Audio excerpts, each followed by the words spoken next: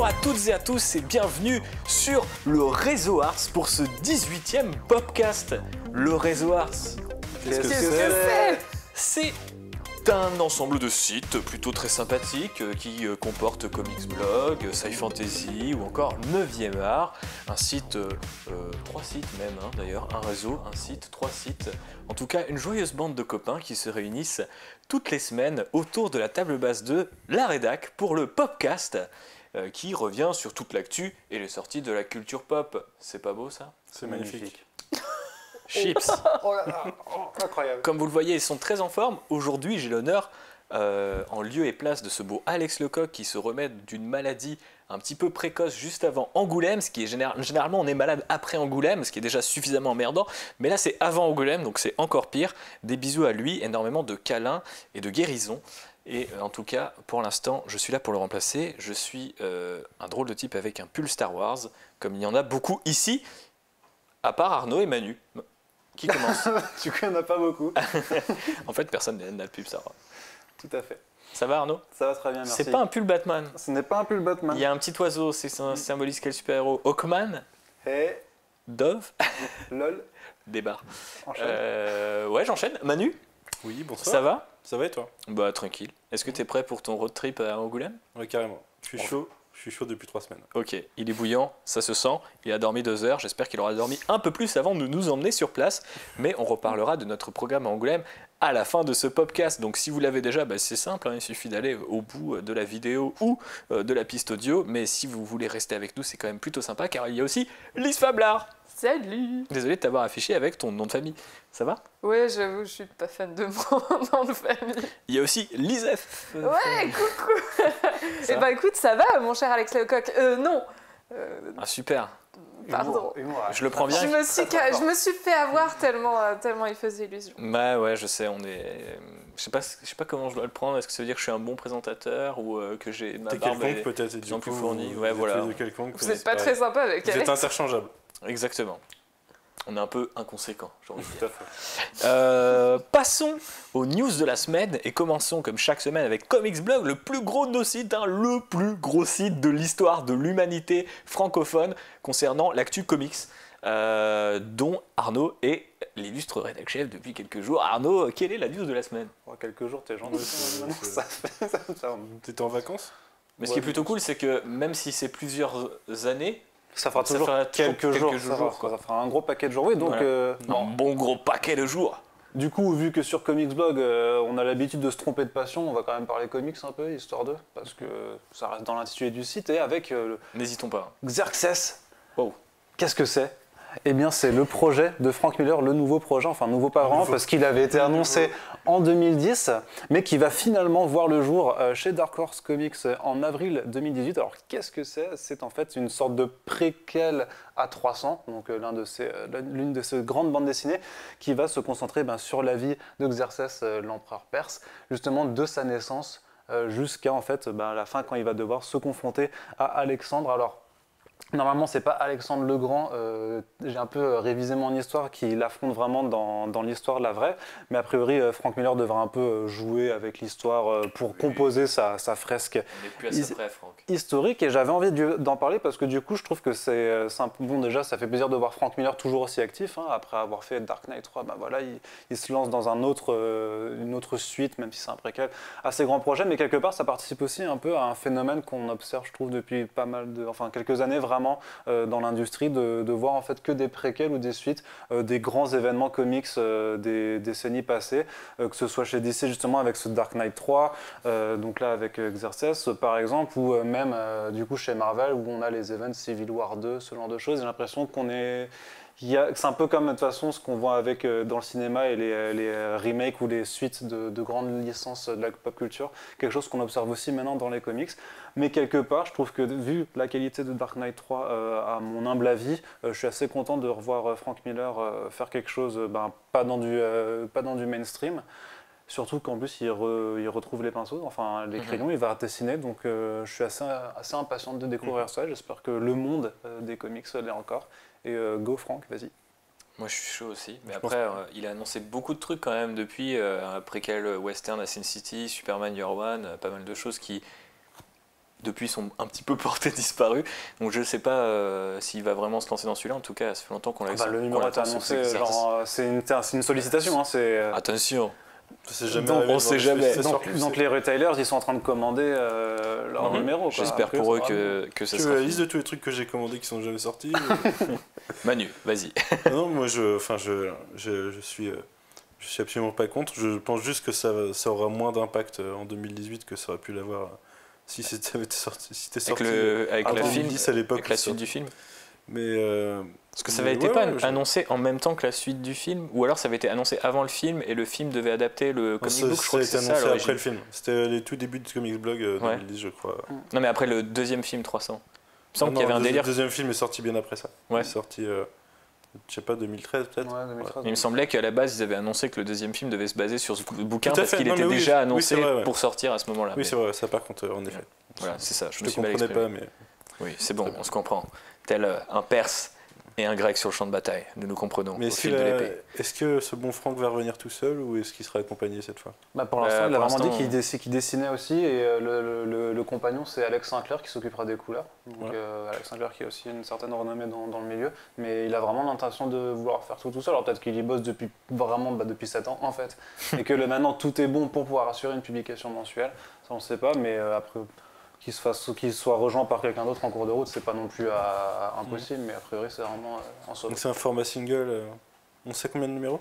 Non. On sait Ou pas. alors peut-être qu'on le sait, Il me mais que semble j'ai qu'on ne sait pas retenu. parce Mais- que j'ai lu ta news avec attention entre deux rendez-vous parisiens et je t'ai saucé, mais déçu de ne pas en avoir assez. Mais bon, on verra bien, c'est bientôt. Je sais pas pourquoi je chuchote d'un coup. C'est pas possible. C'est un épisode ASMR. On t'entend plus. Ah, d'accord. Lise, t'as un avis sur les Grecs qui tuent des Perses qui tuent des Grecs Moi, ou, je savais même pas que c'était un comics à la base 300. Ouais, comme beaucoup de gens, hein, je pense. Oui, c'est vrai. Ouais, prenez pas cette terre outrée, enfin. Il est Je même suis en outré, format- nous, c'est comme Kingsman ou autre. Il est même en format italien. Non, Kingsman, je pense que c'était un peu plus. Pardon, je pense que c'était un peu plus connu en tant que comics. Je Ouais, pense. je sais pas. Hein. Le nom de Mark Millar avait Ouais, fonctionné ça- avec ouais. Kick-Ass, quoi, mais pour le grand public, je pense qu'il aurait c'est vrai qu'ils pouvaient mettre par l'auteur de Kick-Ass dessus. Bon là, ils auraient pu mettre par l'auteur de... Non. Bref, on en a fini avec Ah, cette oui, news oui. Comics Blog. Ben voilà, ça fait plaisir. Franck, si tu nous regardes, ça fait plaisir. On parlera peut-être bientôt d'autres suites, puisque je te teasais tout à Oui, l'heure. oui, non, mais ça. C'est un Zero Hour 2 bientôt. Ouais, attention, c'est vrai qu'effectivement Manu a des théories qui balancent sur le Slack, tel un petit fou, il nous fait des build-up de ouf, on se croirait dans Westworld. Passons à Sci Fantasy, petite transition, voilà, Westworld, Sci Fantasy, Merlin l'Enchanteur, aucune putain de logique dans ce podcast, mais parlons des légendes arthuriennes qui sont plus ou moins tombées dans le domaine public depuis quand même un bout de temps, quelques jours je dirais, et l'avantage c'est que ça permet de les adapter de plein de manières. Donc récemment on a beaucoup entendu parler de Camelot avec cet ami Alexandre Astier et ses sorties sur Twitter, mais il y a d'autres adaptations en préparation, et notamment du côté de chez Disney. Ce qui est très rigolo, et c'est pour ça que je voulais en parler aujourd'hui, c'est qu'en ce moment, il y a 2 films autour des légendes arthuriales qui sont développés. Ça arrive souvent à Hollywood, on appelle ça des scripts concurrents, sauf que là, c'est des scripts concurrents qui sont faits chez Disney. Donc, alors, fun fact, ça risque d'arriver très souvent maintenant, dans les années à venir, puisque Hollywood appartient quasiment intégralement à Disney de nos jours. Mais bon, voilà, je trouve ça quand même un peu cool, enfin en tout cas assez rigolo que Disney développe d'un côté l'adaptation live action, puisqu'ils ont fait le livre de la jungle et qu'ils vont faire le Roi Lion, ils ont fait aussi Cendrillon, Aladdin en préparation, avec Guy Ritchie, le réalisateur de King Arthur, Legend of the Sword, très bon film. Je fais exprès pour troller Manu, mais très bon barbecue, voilà, j'instaure l'expression. Donc du coup, il y a pas mal de films en live action qui arrivent, dont Merlin l'Enchanteur, qui en anglais ne s'appelle pas Merlin l'Enchanteur, le dessin animé, il s'appelle The Sword in the Stone, pardon, parce que The Sword in the Sword, c'est un peu compliqué. Mais voilà, donc il prépare cette adaptation-là avec le réalisateur de 28 semaines plus tard. Alors attention, ce n'est pas Danny Boyle, c'est 28 jours, semaine, mois, Ouais, année. on est dans le thème de ce podcast, c'est le temps. Voilà, et en parallèle, on a un autre projet qui, lui, est basé sur les romans de T.A. Barron, qui a écrit une sorte de saga de fantasy qui, en fait, relate les faits d'armes d'un jeune Merlin et son arrivée à à ce poste de conseiller d'Arthur, et qui serait développé toujours chez Disney, mais avec Ridley Scott. Et c'est là où c'est rigolo, c'est que du coup il y a un truc très exploitation typique Disney, on prend tous les films qu'on a fait en animé. J'ai oublié Mulan d'ailleurs qui est aussi en préparation et d'un coup on le fait en live action. Et de l'autre côté il y a un délire complètement scottien dans l'idée de raconter l'histoire d'un jeune Merlin et d'essayer d'en faire une franchise. C'est un cyborg ou pas? Ça va être un cyborg qui joue de la flûte, exactement. Je pense que les gens qui regardent ce podcast chaque semaine et qui ne nous connaissent pas nous prennent sans doute pour des machines à référence. Donc nous parlons là d'Alien Covenant, petite astérique en bas de votre écran ou en haut parce que je mets mon doigt très en haut. Est-ce qu'il n'est pas trop dangereux pour réaliser Merlin? Il est trop. Alors, nouvelle référence. Alors, voilà, faut avoir son décodeur Manu. Ridley Scott a dit qu'il était trop dangereux pour réaliser un Star Wars, mais il est effectivement dangereux pour réaliser quoi que ce soit ces derniers temps, comme nous l'a montré tout l'argent du monde. Qu'est-ce que vous pensez de ce retour en force des légendes arthuriennes et comment vous l'expliquez? Moi, personnellement, j'ai un peu l'impression que la fantasy disparaissant du grand écran depuis Game of Thrones, les gens veulent la faire revenir sur le grand, puisqu'elle est passée sur le petit. Ouais. Et là, du coup, ils veulent la faire revenir sur le grand, mais ils osent plus le faire avec des sagas de fantasy un peu plus nouvelles. Et même à la télé, on a vu donc une nouvelle adaptation du Seigneur des Anneaux. Donc, ils partent sur ce qui est connu et entre guillemets facile à acheter, même si encore une fois, c'est plus ou moins du domaine public. Donc, les légendes arthuriennes, j'imagine que ça vient de là, mais je ne sais pas. Peut-être avez-vous une autre explication, messieurs dames? Non, je pense qu'il y a une certaine facilité à adapter des histoires qui sont connues et reconnues de beaucoup parce que ça simplifie le storytelling. Il y a des choses que tu as bien moins besoin d'expliquer et tu gagnes quand tu changes des choses ou quand tu réinterprètes des choses. Tu gagnes parce que les gens s'intéressent à ça du fait que c'est interprété et que tu vois, ça leur rajoute quelque chose dans ce qu'ils connaissent déjà. Tu vois. Donc je pense simplement que c'est une facilité scénaristique et de producteur, quoi. Mais est-ce que tu serais chaud plus pour le projet de Ridley Scott ou de Juan Carlos Fresnadillo, le réalisateur de 28 semaines plus tard? Ouais, Fresnadillo, je pense. Ok. Ouais, pareil. Même si par contre le projet m'emballe pas que ce soit une adaptation live des films Disney. Après, je crois que je n'ai pas regardé l'une ou l'autre du coup, parce que ça m'intéresse vraiment pas. Et je sais pas, moi quand j'évoque le mythe arthurien, j'ai plutôt aussi des sagas littéraires style le cycle de Pendragon, je me rappelle plus l'auteur, que j'ai trouvé vraiment génial et qui aborde de façon assez frontale ces mythes et de façon un peu plus adulte aussi. Il y a même René Barjavel qui avait fait tout un livre sur Merlin Enchanteur qui était assez génial. Mais par contre, je me pose juste la question que dans le cinéma, en termes de fantasy, à part Le Seigneur des Anneaux et les légendes arthuriennes, il y a d'autres écrits quand même. Je sais pas, dans la littérature de fantasy, il y a plein d'autres choses à faire. Ouais, non, c'est ça, et j'allais dire, et les jeux vidéo aussi, du coup, parce que The Witcher, moi, c'est plus en série, mais genre, World of Warcraft, il y a d'autres putains de licences de fantasy ou d'autres univers à adapter, et non, pas Warhammer non plus, mais je sais pas, c'est assez bizarre en fait de les voir tourner en rond en fait sur les mêmes choses, parce que justement, elles sont le plus connues dans l'imaginaire collectif, mais en même temps, tu peux aussi faire découvrir de nouvelles choses qui seront ensuite dans cet imaginaire. Et surtout que si toutes les œuvres étaient connues mais qu'elles partaient dans des univers ou des réinterprétations différentes, ça irait. Mais au final, si on revient vraiment à l'essence du mythe et à la narration de l'ensemble, quoi, le Seigneur des Anneaux et l'histoire d'Arthur ou des Chevaliers de la Table Ronde, c'est pas hyper différent, quoi. C'est pas comme si c'était une façon complètement nouvelle et disruptive, comme on dit dans le milieu macroniste, de réinventer la fantaisie, quoi. Lise, t'en penses quoi? Tu dis oui, il y a d'autres livres de fantasy à adapter, mais pourquoi on ferait pas des choses en fantasy au cinéma totalement nouvelles? Enfin, moi j'en ai un peu marre de voir que c'est toujours basé sur le livre 2, tu vois, et de plus en plus j'ai l'impression que c'est une constante, que ce soit en fantasy ou même, on est allé voir Molly's Game, ça venait du film du livre écrit par la meuf à la base et tout, il y a toujours un bouquin derrière, tu vois. Moi je suis en manque de production originale, tu vois. En fait, il faut juste se représenter le livre comme une sorte de pré-scénario pour un film. C'est un pitch en fait. Ou un pitch, tu vois, moi je trouve que ça me pose pas de problème dans... Franchement, les comic books de Mark Millar, c'est des pitchs pour des films et des romans. Non, mais je veux dire, la fonction, c'est comme si un scénariste avait pitché ça dans un producteur. Parce que je préfère 100 fois un bon film qui est adapté d'un livre qui sera bon parce que le récit à la base est bon et qu'on peut associer ça au travail d'un bon scénariste plutôt qu'un film justement avec un scénario original mais que c'est de la merde. Tu vois. Parce que c'est bien d'être original, C'est même intéressant. mais Et si du ton, coup, si le ton idée compromis entre originale les elle deux, est c'est pourrie, les adaptations qui sont de la merde. bah non, ça j'en veux pas non plus. Je pense que franchement, ça pourrait être un débat à part entière, puisque c'est très intéressant comme question. Eh bien, on le garde pour la semaine prochaine, quand on sera bien clacasse après Angoulême. On parlera de, eh bien, faut-il des films originaux, quitte à ce qu'ils soient mauvais, ou des adaptations, pour qu'elles soient meilleures. Ou pas. Je sais pas, on verra, on changera la formulation. On n'est pas à l'école non plus, nous allons passer, malgré tout, à la news 9e art, parce qu'on suit quand même un semblant de règles dans ce podcast. Lise, de quoi vas-tu nous parler? Eh ben, moi, je vais vous parler de Kuropop.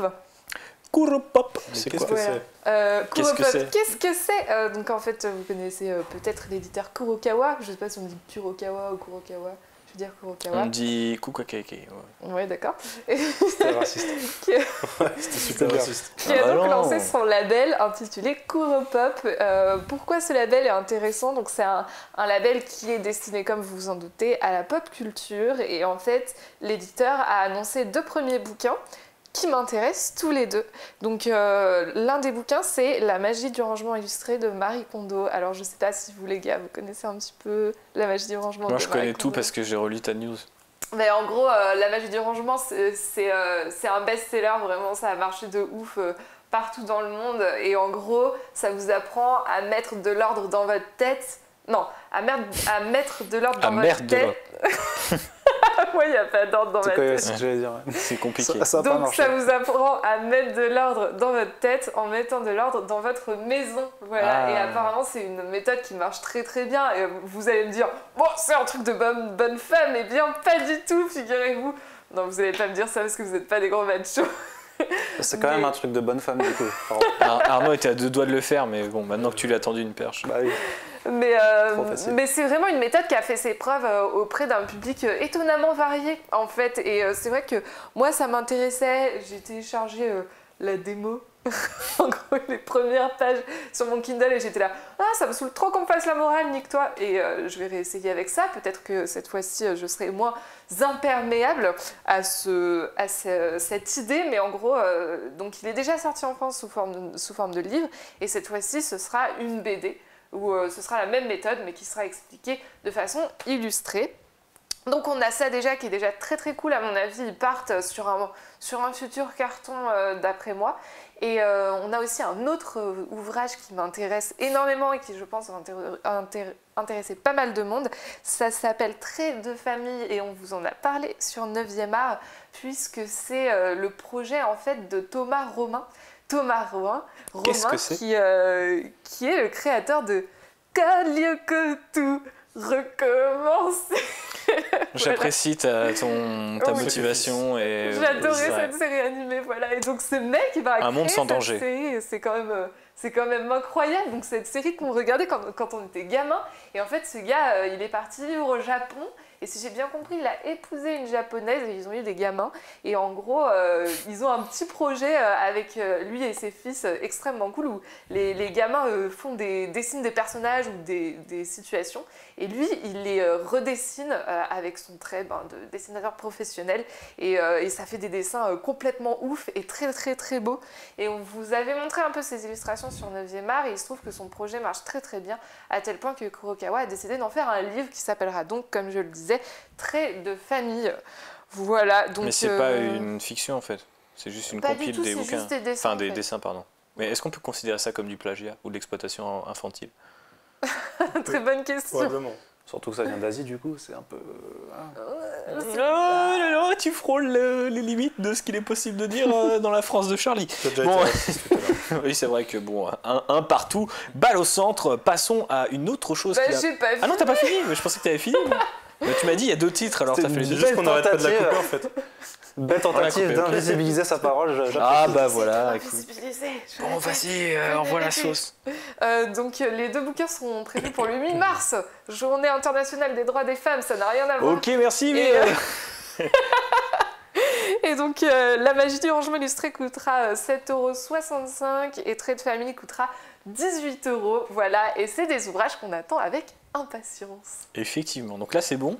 Oui, Donc là je peux y aller. oui. Donc nous avons fait le tour des news. Nous allons passer à la première conique, la première chronique, je vais articuler le plus possible et je me tourne vers Arnaud qui a une je sais pas comment dire, mais je pense qu'il parle le fourche-langue en fait, il n'a pas besoin, et c'est juste la langue qui passe comme ça entre les dents, tel un élève de Serpentard. Voilà, il vient de le faire en direct, ce qui est quand même super hein, pour vous foutre les boules, vous dire oulala, peut-être que c'est un mange-mort.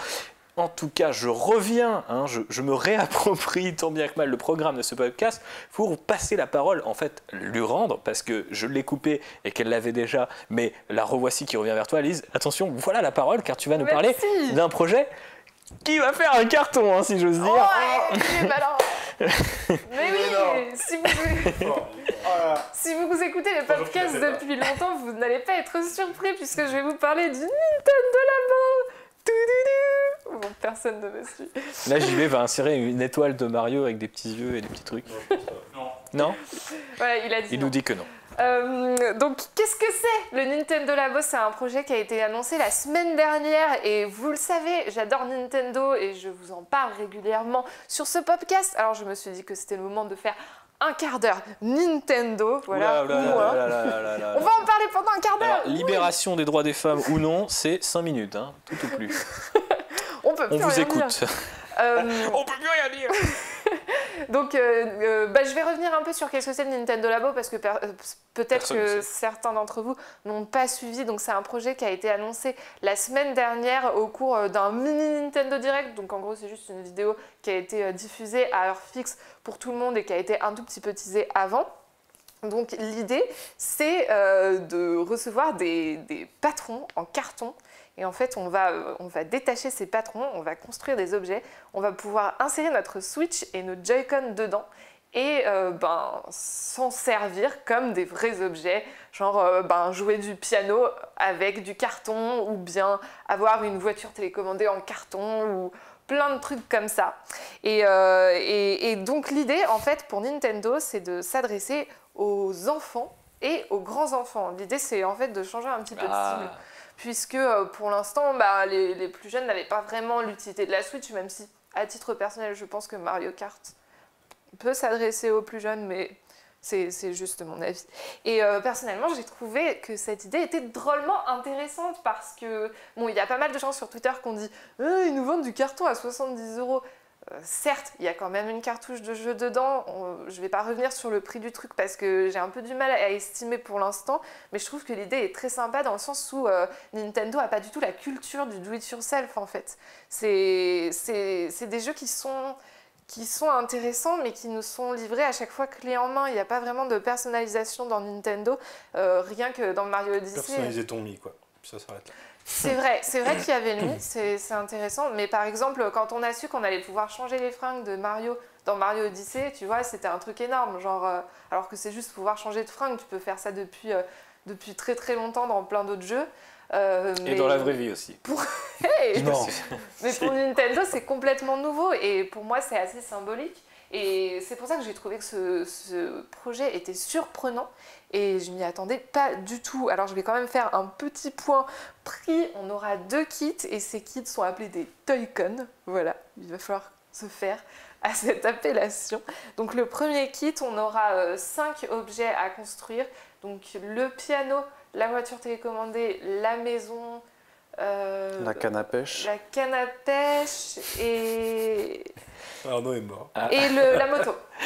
Arnaud, tu sens qu'il a préparé le dos, mais à l'inverse, tu vois. Il connaît les défauts. Attends, Il est prêt. finis la présentation factuelle. Et combien pour ces 5 70 balles pour ces 5 trucs à monter. Et on a aussi un autre kit donc, qui permet en fait de se construire une sorte de tenue de robot actionnée par des élastiques aux pieds et aux mains pour voir les... trucs qui va jamais tenir. Pardon. Bonne question. J'ai un peu peur. Pour voir si... pour reconnaître nos mouvements en fait. Donc ça coûtera 80 €. Et puis aussi on aura des kits de personnalisation à 10 € avec des feutres dedans. Mais il n'y a pas un casque aussi sur le truc du robot Tout à fait. Oui, on a... alors en gros on a des espèces de poignées pour les pieds et les mains. On a un casque où on mettra un Joy-Con pour repérer en fait les mouvements de la tête. Et on a aussi une sorte de sac à dos qui... Mais tu vois rien dans le casque, c'est juste un truc non, en carton. a priori non. Je crois pas. Ouais, c'est pas un truc de VR, quoi. Non, absolument pas. Ok. Non, t'as pas d'accessoires en plus en fait. Ah ouais, c'est vraiment Ah non, limité. clairement pas. Tout ce À que part t'as, la c'est- cartouche avec les mini-jeux dedans. T'as la cartouche, t'as les cartons, et puis après t'as les élastiques évidemment qui sont fournis. Et puis t'as T'as le peut-être- scotch ou pas Est-ce que c'est comme chez Apple et il y a un élastique et c'est 10 € pour en C'est racheter une casse. Alors d'ailleurs c'est intéressant que tu poses cette question parce que imaginez vous cassez votre patron parce que vous vous êtes assis dessus sans faire exprès ou votre chat a décidé de le bouffer. Les nouveaux patrons coûtent de l'argent. Hein. Et clairement, ils vont pas te filer les patrons en PDF et tu les réimprimes par toi-même. Ce que certaines personnes ont cru, non, ça n'arrivera pas. Faudra aller en boutique pour en racheter. Do it yourself with money. Mais on est d'accord que Exactement. ça doit pas être hyper difficile à falsifier du coup, enfin à refaire soi-même quand même. Alors C'est ça que c'est t'en as un en fait. exactement la question que je me suis posée. En fait, techniquement, tu peux mettre ton truc à plat et puis le redessiner comme ça. Mais après, il y a sûrement des gens justement qui vont. T'as pas la couleur Nintendo. T'as Cette sûrement des- couleur carton si particulière. T'as sûrement des gens qui vont vouloir, je sais pas, mettre sur zone téléchargement ou des trucs comme ça, tu vois. Il faut savoir que Nintendo a toujours fait la chasse aux contrefaçons sur Internet. Dès le moment où tu vois, je sais pas moi, un Zelda version PC, tu vois, et qui naît sur navigateur, Nintendo va tout faire en fait pour le défoncer. Je veux pas dire qu'on va pas réussir à trouver de contrefaçon, je Oui. pense qu'on arrivera à en trouver, mais en tout cas, ils vont faire la chasse à ça. Là, c'est plutôt, je pense, la question de Manu par rapport au fait que si tu casses ton piano, avant de le monter, tu te fais un double et. Pour voilà. toi-même, ouais. Ouais. Moi, je pensais plutôt sur Internet Genre, télécharger de nouveaux patrons. Et même genre, t'en achètes un, t'as plein de cartons, tu le reproduis 10 fois et tu le revends quoi. Ça c'est quand même difficile de venir chasser ça quoi. J'avoue. Ouais, monsieur, vous avez un feutre en main. Est-ce que vous seriez pas en train de copier des cartons Nintendo? Ah non, pas du tout. Ah, d'accord. Désolé. On a une idée de business là, il y a quelque chose. tu te fais souhaiter dès que t'as un feutre et un carton à la main. Le mec qui est en train de déménager, il se fait buter direct. Flic de Nintendo. Mais ouais, je pense que c'est faisable. Après, peut-être qu'il y a des modèles un petit peu complexes. Il faut avoir des bons, tu sais, du carton type de Je loisir, pense tu vois, parce peut-être- qu'à mon avis, le carton de déménagement, il se plie pas correctement, quoi. Je pense peut-être aux passy qui permettent d'être repérés par la manette. Parce qu'en fait, comment ça marche par exemple le piano? C'est que sur chaque touche, il y a une pastille qui est ensuite repérée par la caméra située dans le Joy-Con. Donc si ça Mais se tu peux trouve, pas la ce sera détacher des- du truc. Dans ce cas, ça veut dire déjà que tu peux en construire Ça qu'un à la niquerait la fois. circuiterie sûrement du truc, quoi. Je pense que tu détaches. Mais non mais c'est Ouais. juste visuellement, c'est capté visuellement. Ouais, c'est Donc, c'est je juste pense, un dessin. c'est en un fait. QR code, quoi. Ouais, c'est un gros. QR code totalement. Ah oui, ok. Bah ouais. C'est un peu Bah, c'est obscur, quand totalement même. falsifiable. Bon, messieurs, Lise, t'avais terminé. Je peux Du m'assurer coup, que je me demandais si le pouvoir du fan de Nintendo, c'était pas d'être content d'avoir ce que les autres ont depuis 10 ans quand même. C'est-à-dire du carton? Non, bah le carton, j'en ai depuis plus c'est une longtemps que excellente ça. punchline. Tu pourrais bosser chez Naufrag, Manu. Donc, Non, mais je me demande parce que tu vois, le fait de pouvoir mettre des vêtements à Mario, ça a l'air extraordinaire alors que bon, ça a l'air formidable, je dirais. c'est ouais. Et On fait ça depuis longtemps quand même Jeter sur les plein de cheveux, consoles. Et le coup du carton, t'en penses quoi? Bah, le coup du carton, Du moi Toy-Con. j'attends de voir en fait de façon pratique après avant de juger quoi. Parce que pour l'instant ça reste un concept, pour moi j'attends de voir comment ça va se manipuler et tout. Ce que ça va donner en jeu en fait. Mais j'aime pas cette notion d'hybride, moi. Tu sais, c'était comme les jeux où tu posais tes figurines dessus et ça les faisait apparaître dans ton jeu. Ça marche Tous à ces mort trucs-là. chez les gars, ça. Hein? Ça marche à mort, tout ce qui est Skylanders et tout ça, ça Bah, marche. de moins ça en marche à moins. mort, Et quoi. De moins en moins. Infinity ça a craqué. Infinity, gars. Non, mais ça a pas- craqué, Lego, ils Lego sont en train Dimensions, ça a craqué d'arrêter. Ça reste un effet de mode, ça marche à mort sur un certain temps et ça reste un effet de mode. Ouais, Et, mais- Ça veut dire que, tu vois, l'hybridation du jeu vidéo... Non mais voilà, mais autant je reconnais, parce que Nintendo a toujours voulu un peu expérimenter dans Mhm. ses approches sur le gameplay, sur la technique et sur la technologie, autant putain en 2018, Nintendo qui se veut comme étant le découvreur du jeu de construction en carton, merde ça fait mal quoi. Mhm.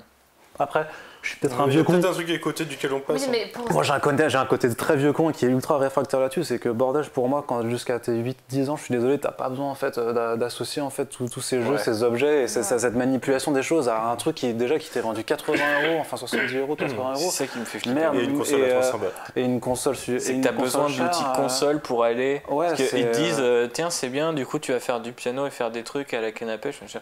tu peux aller pêcher sans ça, tu peux faire du piano sans ça. Et puis je pense que quand t'es gosse, moi je sais que mes parents ils étaient hyper réfractaires à l'idée de me confier des jeux vidéo avant très longtemps. Du coup, je suis passé par d'autres étapes et aujourd'hui, moi aussi, moi-même j'avais des c'est un comportement qui est amené à être de plus en plus rare, je pense. Oui, mais c'est complètement stupide. Je veux dire, tu peux laisser tes gamins jouer aux jeux vidéo et leur laisser jouer à autre chose. En fait, c'est moi le mélange des deux qui me dérange, c'est de dire il fera sans doute jamais des coloriages champs, donc je vais lui mettre un écran, un tuto comme ça de quelqu'un qui dessine, donc du coup d'un coup il va dessiner.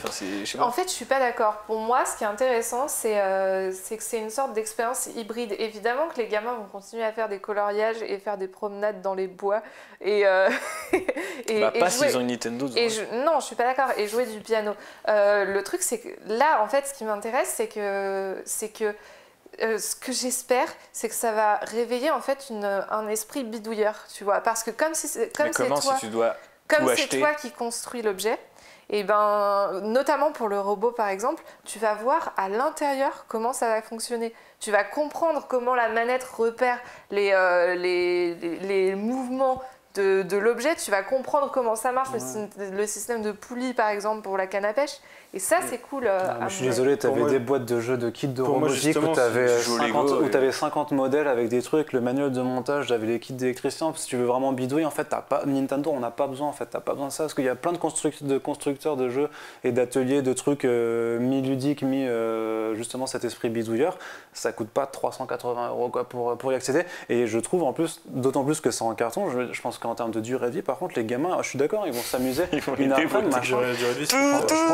Je pense que c'est très très limité. Et si on prend l'exemple du piano ou de la pêche, mais je suis désolé, entre un mini-jeu de pêche, ok, tu t'amuses à faire. Je pense que franchement, limite 1 heure à faire ça, le gamin sera lassé déjà. Et comparé à une vraie après-midi, à la limite, à pas acheter une canne à pêche, à s'accrocher un hameçon dans l'oreille en jetant ta ligne. J'ai vraiment un côté de Nintendo qui essaie de s'imposer comme un innovateur en 2018 avec le jeu de construction. Moi, j'aime pas ce marketing qui te fait croire que c'est un truc nouveau alors qu'en fait, c'est hyper basique. Moi, je trouve ça effrayant. En fait, je comprends ton idée, d'où ça vient par rapport à cette idée de tu vas amener les gens à réfléchir, surtout les enfants du coup, parce que ça se destine quand même vachement d'après la pub qu'ils ont faite, enfants-parents et tout, quoi. Surtout dans cette relation-là, quoi. Tiens, je vais t'initier un truc, mais ce qui me fait flipper, c'est de se dire que, en fait, si c'était honnête, il y aurait tout un tas de patrons pas chers où tu pourrais les reproduire dans d'autres matériaux et tout. Et en fait, là, le seul truc qu'ils disent, c'est des barres, tu peux colorier. Encore heureux, c'est du carton, gros, tu vas pas le mettre dans. C'est genre, alors le carton, il a un revêtement spécial, tu peux pas le colorier. Par contre, si tu achètes la version coloriable, là, tu peux le colorier. Et là, c'est du do it yourself. C'est un peu genre, je mets un prix d'entrée à chaque fois que tu veux avoir un peu plus de créativité, quoi. Mais final, par contre, les gars, je veux pas être méchante, mais je trouve quand même. Vas-y, sois méchante, balance. Je trouve quand même que le coup du il ferait mieux d'aller pêcher pour de vrai, ça fait un peu vieux con quand même. C'est deux expériences différentes. Oui, à aucun moment on allait dire c'était comme si tu pêchais pour de vrai. Ça reste des jeux vidéo. Tu peux pêcher sur la Wii d'ailleurs de base. Donc. Oui, d'ailleurs, en parlant de ça, il y a pas mal de. Finalement, il y a pas mal de redites. Hein, parce qu'il y avait une canne à pêche, oui, il me semble. Et le jeu de robot JB me faisait remarquer qu'il existait déjà. Enfin non, il n'existait pas, il avait été montré en démo sur la Wii U, mais il n'est jamais vraiment sorti. Mais bon, Pour rebondir sur ce que tu disais sur l'esprit bidouilleur, ce qui me perturbe, c'est que justement, si tu veux développer cet esprit bidouilleur, il faut pas être dans cette politique Nintendo où t'empêches les gens de faire ce qu'ils veulent à côté. C'est totalement le genre de truc qu'il faut modder et permettre aux gens J'ai un peu l'impression de créer une communauté et de faire ce qu'ils veulent, quoi. C'est un peu comme si Apple disait nous on est vachement dans le t'ouvres ton ordi, tu le personnalises, tu crées des propres logiciels, quoi. Tu vois, c'est un peu ça, c'est genre Nintendo, au final, comme tu dis, il y a une expérience qui est limite figée parce que la moindre innovation d'un coup ça te paraît ouf et en même temps, est-ce que c'est pas cool? Tu vois, moi, ça m'a jamais parlé des univers Nintendo, mais genre aucun. Mais en même temps, je trouve ça cool que ça ne change pas et que peu importe l'époque, si quelqu'un me dit on se fait un Mario Kart, tu l'as, des barres, il est toujours ce circuit-là. Ouais, il y a toujours ce circuit arc-en-ciel pourri. Et ça fait 20 ans que je suis là. Et avec toutes les générations de gamins qui passent dans ma famille, je peux jouer chez des potes, je peux jouer à Mario Kart et ça bouge pas, quoi. Il y a peut-être un côté Bah en fait c'est l'inverse de l'obsolescence programmée du coup. Je trouve ça reste tout le intéressant temps pareil. comme sujet parce qu'en fait, pour moi, Nintendo, bon, on sait qu'avant le lancement des Amiibo, Nintendo était dans une position très compliquée où ils étaient sur le point de faire faillite et clairement, moi, j'ai vécu des heures si sombres rien qu'à y penser. Pardon. Mais 3 SMI en de fait, Amiibo.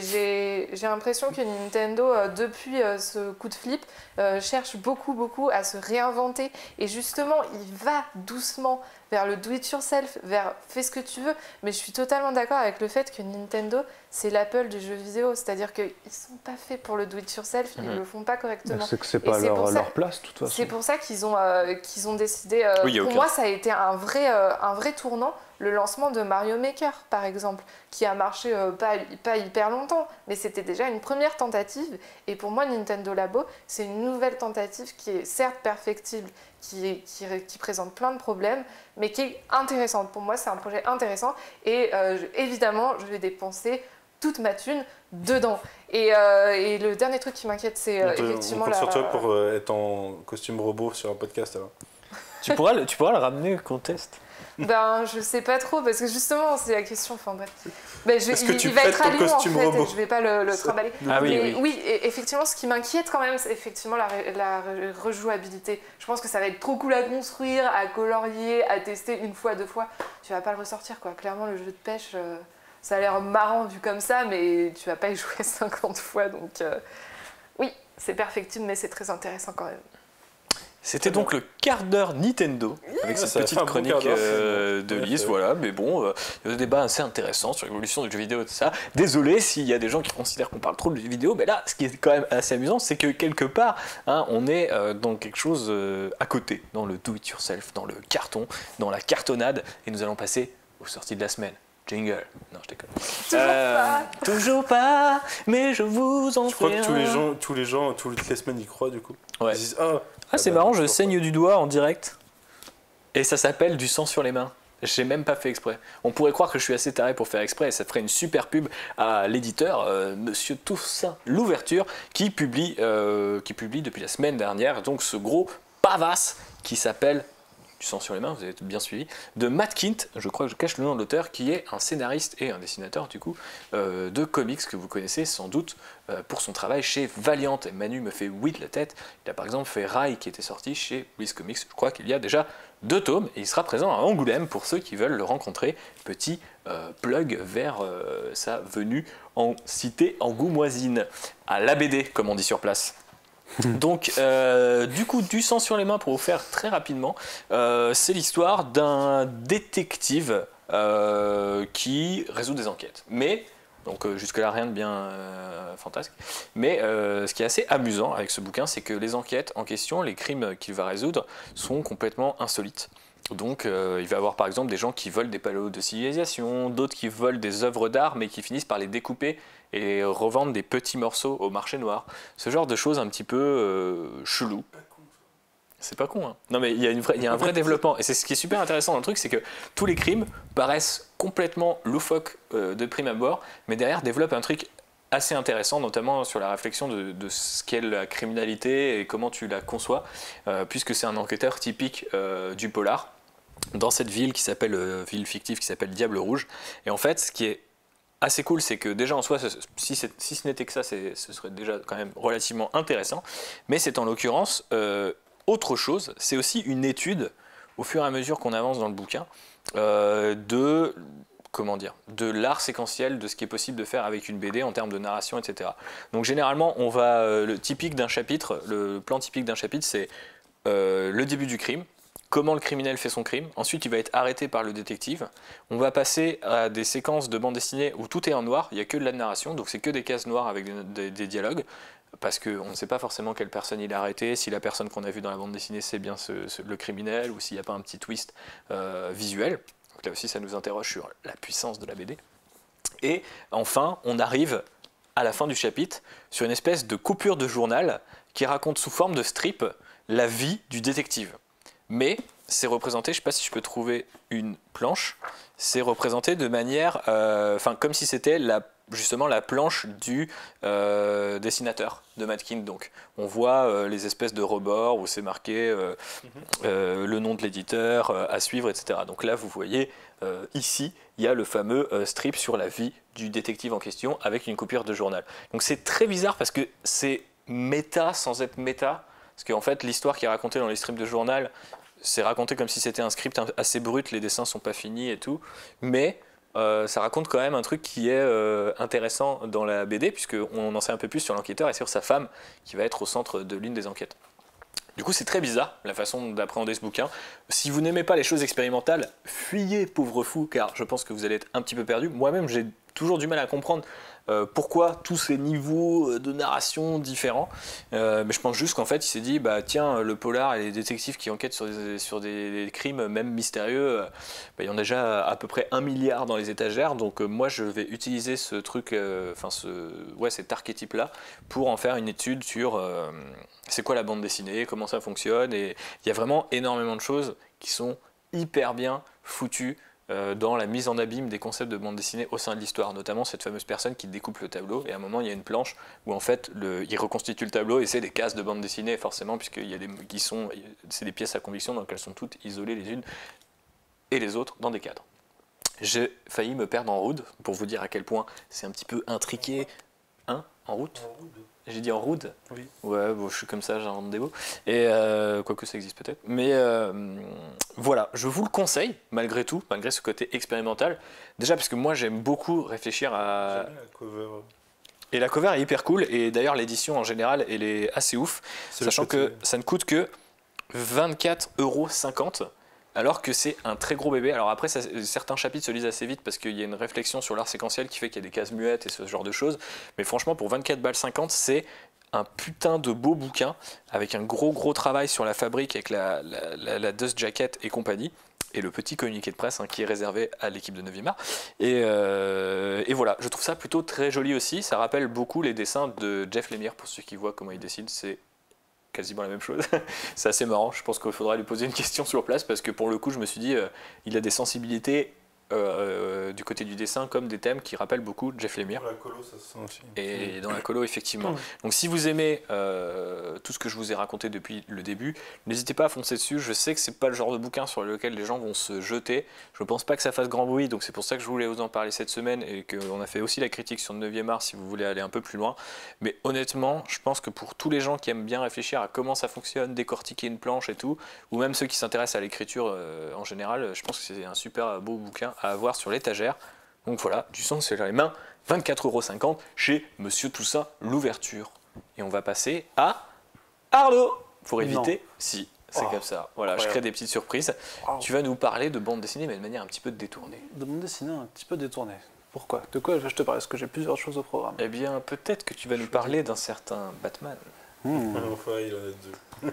Bah non, mais oui, tu veux parler de Batman animé ou Batman jeu vidéo? Alors, on va passer à l'animé peut-être parce on a fait un gros quart d'heure jeu vidéo avant. Alors allons-y sur l'animé. Bah voilà, alors on va parler de Batman Gotham by Gaslight, donc nouveau film d'animation de Warner Bros qui est sorti aujourd'hui à l'heure où on enregistre ce podcast et dont la critique arrivera aujourd'hui à l'heure où vous écoutez le podcast, attention.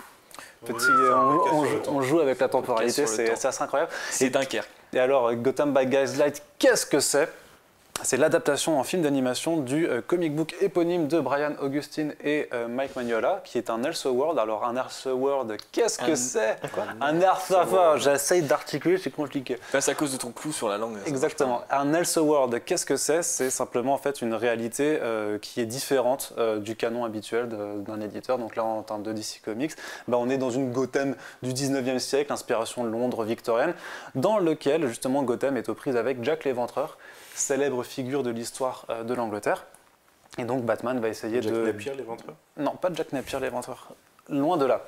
Et justement, donc, Batman Bruce Wayne va élucider sur ce meurtrier qui assassine des donzelles dans les ruelles de Gotham.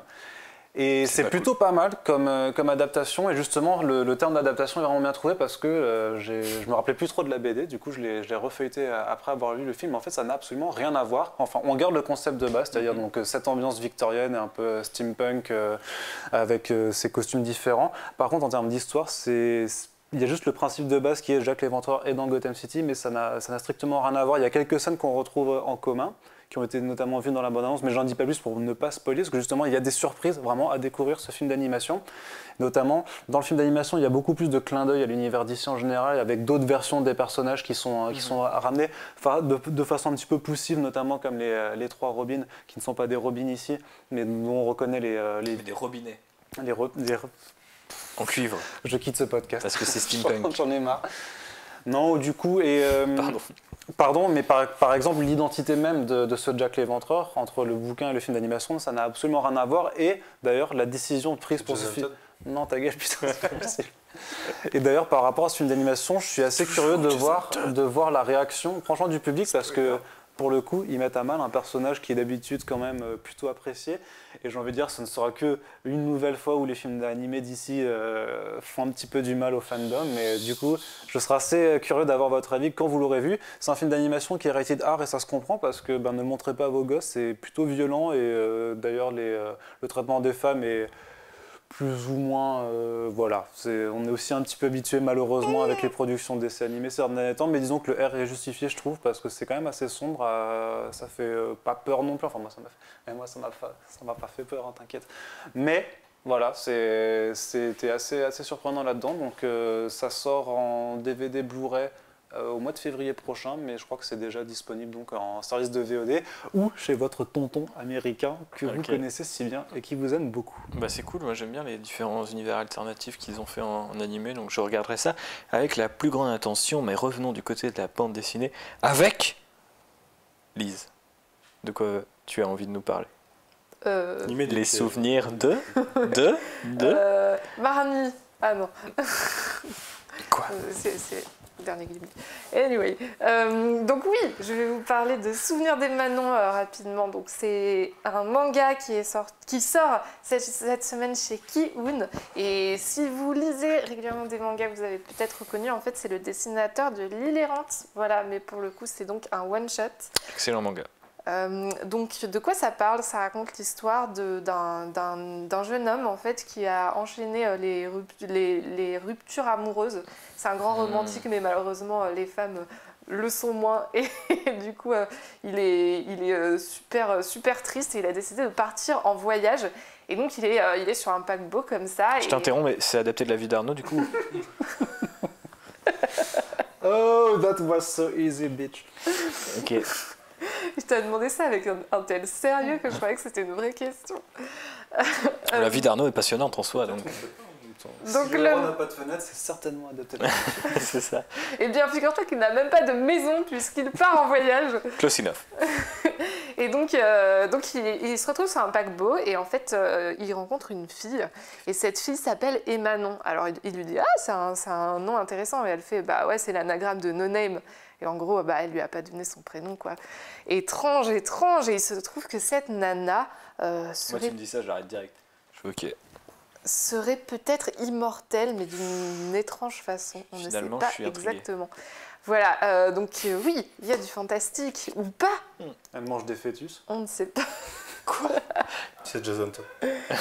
C'est Jason Todd qui mange les Parce que depuis le début du podcast, on entend JB qui est MDR de ce côté. JB, t'es MDR ou pas?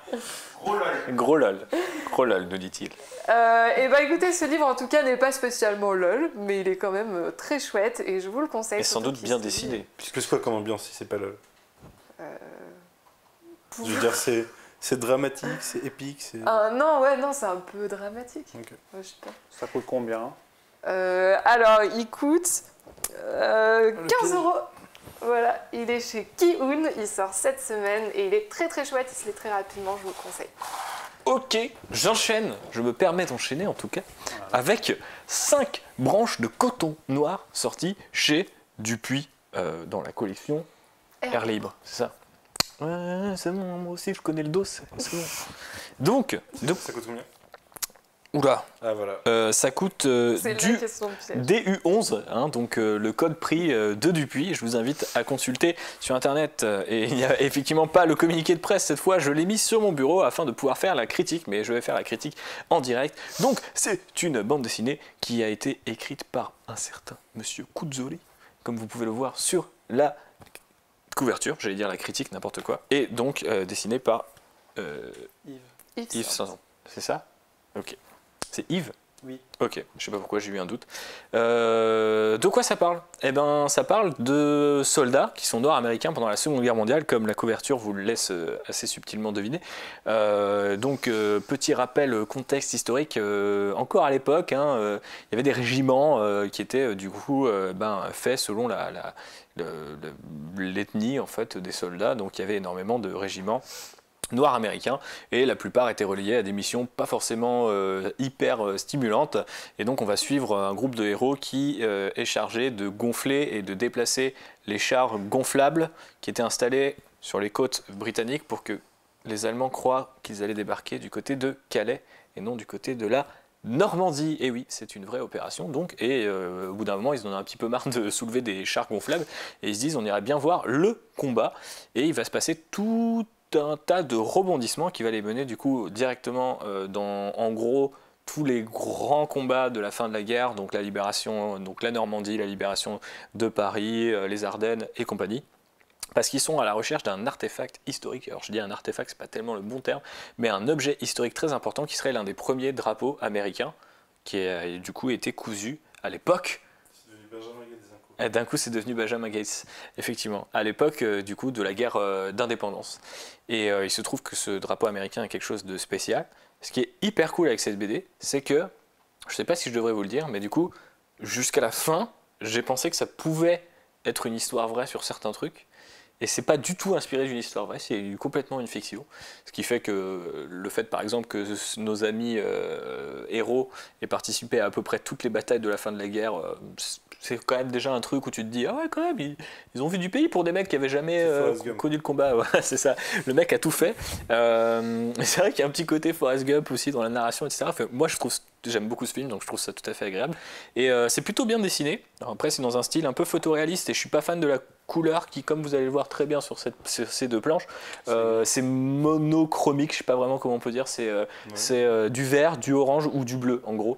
Donc les flashbacks sont en jaune ou en orange et ce genre de choses. Donc c'est un gros bébé, donc quand les couleurs ne changent pas beaucoup, c'est un parti pris assez fort, mais ça finit par être un petit peu répétitif à l'œil, d'autant qu'il y a des planches qui sont un peu bavardes, donc ça c'est pour les points négatifs, mais pour le côté positif, c'est plutôt palpitant, assez bien écrit dans les dialogues et tout, et je trouve vraiment que ce côté historique, mais tu sais jamais vraiment, et vu que c'est pas précisé au début, tu as un petit doute, mais vous allez voir, ils vont vraiment vous expliquer à la fin comment ils ont un petit peu fait leur BD et fait leur popote là-dessus. Je trouvais ça plutôt cool, parce qu'en plus, tout le bouquin, la collection dans laquelle il est, et même la fabrique renvoie à une espèce de gros pavasse. Ceci est historique. Et du coup, tu te dis, ok, ceci est historique. Et à un moment, plus tu avances dans le bouquin, tu te fais, mais est-ce que c'est vraiment historique ou pas? Donc je vous laisse deviner ce qui est vraiment fictif ou ce qui est pas du tout fictif, et vous allez voir, c'est assez surprenant. Donc je vous le recommande quand même. Après, je pense que c'est un gros bébé, donc je pense qu'il coûte un peu son prix. Mais si vous êtes fan de cette époque-là, que ça vous intéresse d'avoir cette espèce d'aventure sur l'histoire américaine, et aussi l'aspect politique du bouquin dont j'ai complètement oublié de parler, mais qui est effectivement très présent par rapport à ces régiments noirs américains dont le destin en résonne forcément encore aujourd'hui, parce que c'est pas comme si on se disait tiens, on a fait du chemin depuis. Pas vraiment. Spoiler, pas vraiment. Voilà, c'est sorti chez Dupuis et c'est plutôt pas mal, donc je vous le recommande. Et nous allons passer à Manu. Manu, t'as vu, petite feinte. Ah ouais, t'as cru. Un peu, tu vois.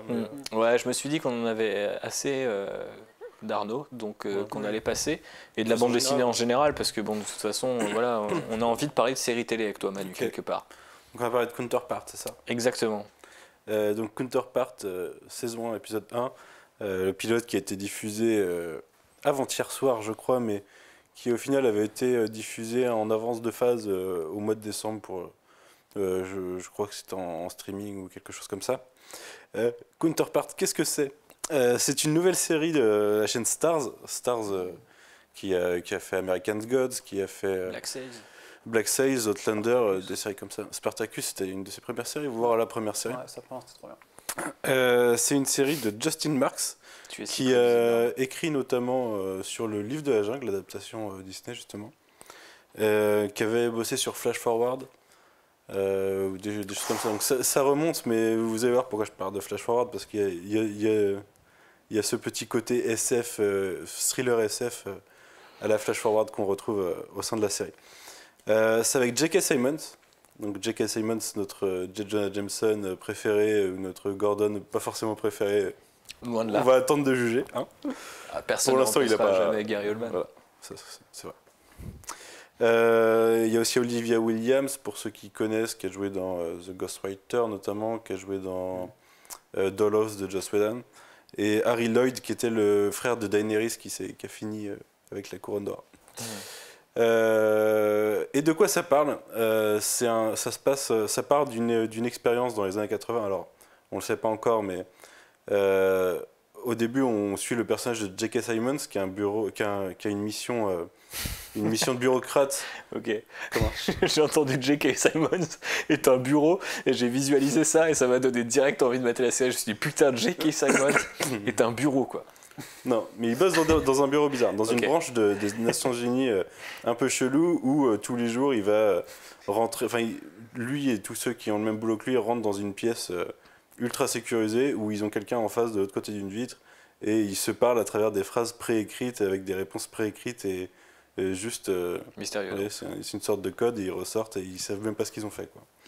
Et ils découvrent à un moment via l'apparition d'un autre J.K. Simmons que en fait il travaille pour une branche un peu spéciale des Nations Unies qui travaille autour du bâtiment dans lequel il se trouve en Allemagne, dans lequel dans les années 80, en fin de guerre froide, une expérience a créé une copie de notre univers, donc une copie à un instant T, et à partir de là les deux univers, tout en restant liés via un pont dans ce bâtiment, ont évolué chacun de leur côté.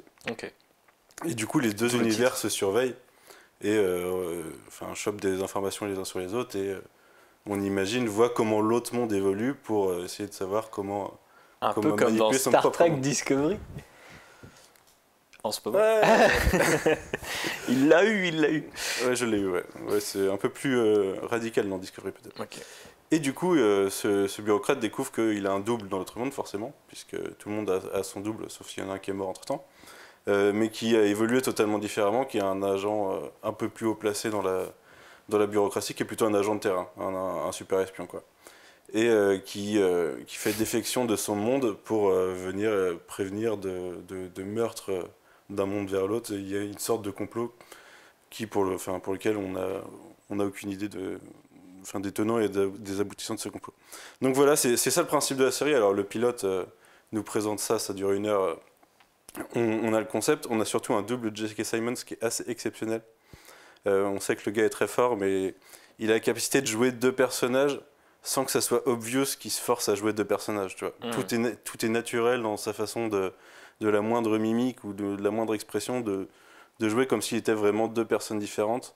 Et le gars patronne bien, quoi. Et autour de ça, il y a une ambiance à la Fringe. Je ne sais pas si quelqu'un autour de la table a regardé Fringe à l'époque, mais dans la série propose aussi le concept de monde parallèle un peu différent, avec des complots et tout ça, et on retrouve un peu cette ambiance, et pour l'instant c'est plutôt intriguant, c'est censé faire une 10aine d'épisodes je crois, et c'est plutôt bien parti, et voilà, je conseille à ceux qui sont fans de SF du genre et de monde parallèle, comme moi, de se jeter dessus, et surtout rien que pour J.K. Simmons, ça vaut le coup. Et il y a une diffusion française qui est prévue via Netflix ou un truc comme ça, on sait pas du tout pour l'instant. Okay. Je pense que il va falloir passer par Tonton donc. Il faut passer par Tonton. Ok, bon. C'est facile. Tant pis, on se débrouillera. On ira dans un univers parallèle où t'es mon tonton Manu. Bref, passons à Arnaud Kikou, revenons plutôt à Arnaud Kikou, qui va nous parler de son 2e titre, Batman de la semaine. Ouais, car c'est une groupie. Bah oui, mais vous vous dites, Arnaud Kikou qui parle de Batman, c'est quand même un peu du jamais vu. Bah oui, en 2018, on innove. Et donc, on va parler de la maîtrise de l'ironie dans un podcast. Donc, Batman épisode 4 du jeu The Enemy Within, qui est donc la 2e saison de Batman The Telltale Series, donc par Telltale Games. L'épisode 4 est sorti cette nuit. Il m'a fallu, avec ma connexion pas terrible, 1 heure pour le télécharger et 1 h 15 pour le finir. C'est donc déjà toujours ce même putain de gros défaut sur leur jeu épisodique, c'est que ça dure pas longtemps et que avec le système de trophées qui pop, on sait qu'on a droit à 2 scènes entre chaque trophée, en gros, 2 séquences. Cela étant dit, The Enemy Within, c'est pas dégueulasse à plusieurs égards. Dans cet épisode notamment, il y a l'ouverture de ce chapitre qui est une grosse scène d'action où Batman se heurte à Bane et Mr. Freeze et ça, franchement, ça tabasse en termes de mise en scène, malgré un moteur graphique qui est franchement vieillissant. Ils ont quand même une façon de mettre en scène les combats qui est assez bien menée avec leur QTE et une façon de mettre en scène les choses. Franchement, qui envoie du steak, du coup, j'étais vraiment content au début, puis après, l'intrigue est beaucoup plus calme, mais disons qu'elle n'en demeure pas moins inintéressante, sachant que vraiment que cette deuxième saison, au final, il n'y a pas forcément de grands vilains et que ça joue plutôt sur la relation entre Joker et Harley Quinn, qui est franchement, je pense, la version la plus intéressante de ces dernières années à regarder, notamment pour Harley Quinn, où en fait ils ont complètement inversé les rôles, c'est-à-dire que c'est Harley Quinn qui est en position dominante par rapport au Joker, qui ne s'appelle encore que John Doe, et justement dont les interactions qu'on a en incarnant Bruce Wayne va façonner le personnage, et c'est vraiment dans cet épisode-là où ça c'est intéressant, où on va vraiment amener John Doe à avoir une position plus soit de vrai méchant ou alors de gentil qui n'est pas vraiment gentil mais qu'on essaye d'amener dans une sorte de bon sens envers Gotham City. Donc je dirais toujours, enfin j'avais juste envie d'en parler parce qu'on n'en parle pas non plus beaucoup sur Comics Blog, parce que franchement ça vaut pas la peine de faire un article pour un jeu pour un chapitre que tu finis en 1 heure. Est-ce qu'il n'y aurait pas un truc à faire sur les variations dans les... Mais ça je le ferai, enfin je ferai un récap vraiment quand les 5, vu que c'est l'avant-dernier chapitre, quand les 5 sont sortis, pour montrer vraiment ce que The Enemy Within avait à proposer. Et donc voilà, c'est sorti, je crois que ça coûte quand même 4 ou 5 euros pièce, et je vous conseille directement de prendre le Season Pass, ça reste quand même plutôt bien écrit à chaque fois, justement, c'est bien écrit, c'est assez bien mis en scène. Le moteur graphique est vieillissant et ça reste trop court quand on s'y prend en format épisodique, mais vous attendez encore quelques semaines, je pense que le dernier sortira le mois prochain, et si vous faites le tout d'un coup, je pense que c'est plus agréable à faire du coup. Voilà. Okay. Il y a toujours une importance des choix. Ouais, alors l'importance des choix... Ça te mène où ça veut dans tous les cas. Je pense que ça te mène dans tous les cas à la même situation, clairement. Ouais, ça gâche un peu le concept, je trouve. Bah, surtout que c'est vraiment sur les jeux Batman où je trouve qu'il n'y a plus du tout ce concept en fait. Et ça se voyait déjà sur la première saison où en fait tu avais l'impression que tu partais dans une direction mais tout se rejoignait au même point final. Là, c'est à peu près le même délire. Okay. L'illusion du choix, comme dans la vraie vie. Revenons à 9e art, à Lise et à Kyo Mag. C'est très solennel. C'est déprimé, j'ai envie de dire. C'est presque enterrement, tu sais. Ouais. Revenons à 9e art. Ah, d'accord. Nous sommes réunis ici pour le podcast. Oui, je vais à nouveau vous parler de Kiyun assez rapidement. En gros, l'éditeur a annoncé un truc assez chouette la semaine dernière. Il se trouve que Kiyun, ils se sont bâtis en fait sur plusieurs licences originales en fait On en revient à ton débat sur les licences originales. C'est vrai. Des histoires inédites en fait où ils allaient voir directement les auteurs au Japon pour qu'ils leur créent des mangas. Donc ils passaient pas par le Japon. Ah ça marche, on va l'éditer en France. C'est ce que Kiyun fait depuis un moment et ils continuent en 2018 et ils ont annoncé 5 licences, 5 séries originales qui sont prévues chez eux bientôt, et ces séries sont assez variés en fait. On n'a pas un seul genre, on a différents genres. Alors je vous ai pas préparé la liste parce que ceci n'est pas une news, ceci n'est pas une chronique, ceci est une sortie, la sortie de Kiyun Mag. En fait, pour accompagner la sortie de ces 5 nouvelles séries, ils ont décidé de lancer un magazine de preview. Voilà, donc dans Kiyun Mag, on peut retrouver des articles et le début en fait de leur manga. Donc c'est assez intéressant, ça permet de se faire une idée avant de l'acheter. Donc voilà, je crois que c'est déjà disponible en librairie. C'est gratuit, c'est gros, il y a beaucoup de choses à lire, donc c'est un super bon plan. Et ça sera tous les mois du coup?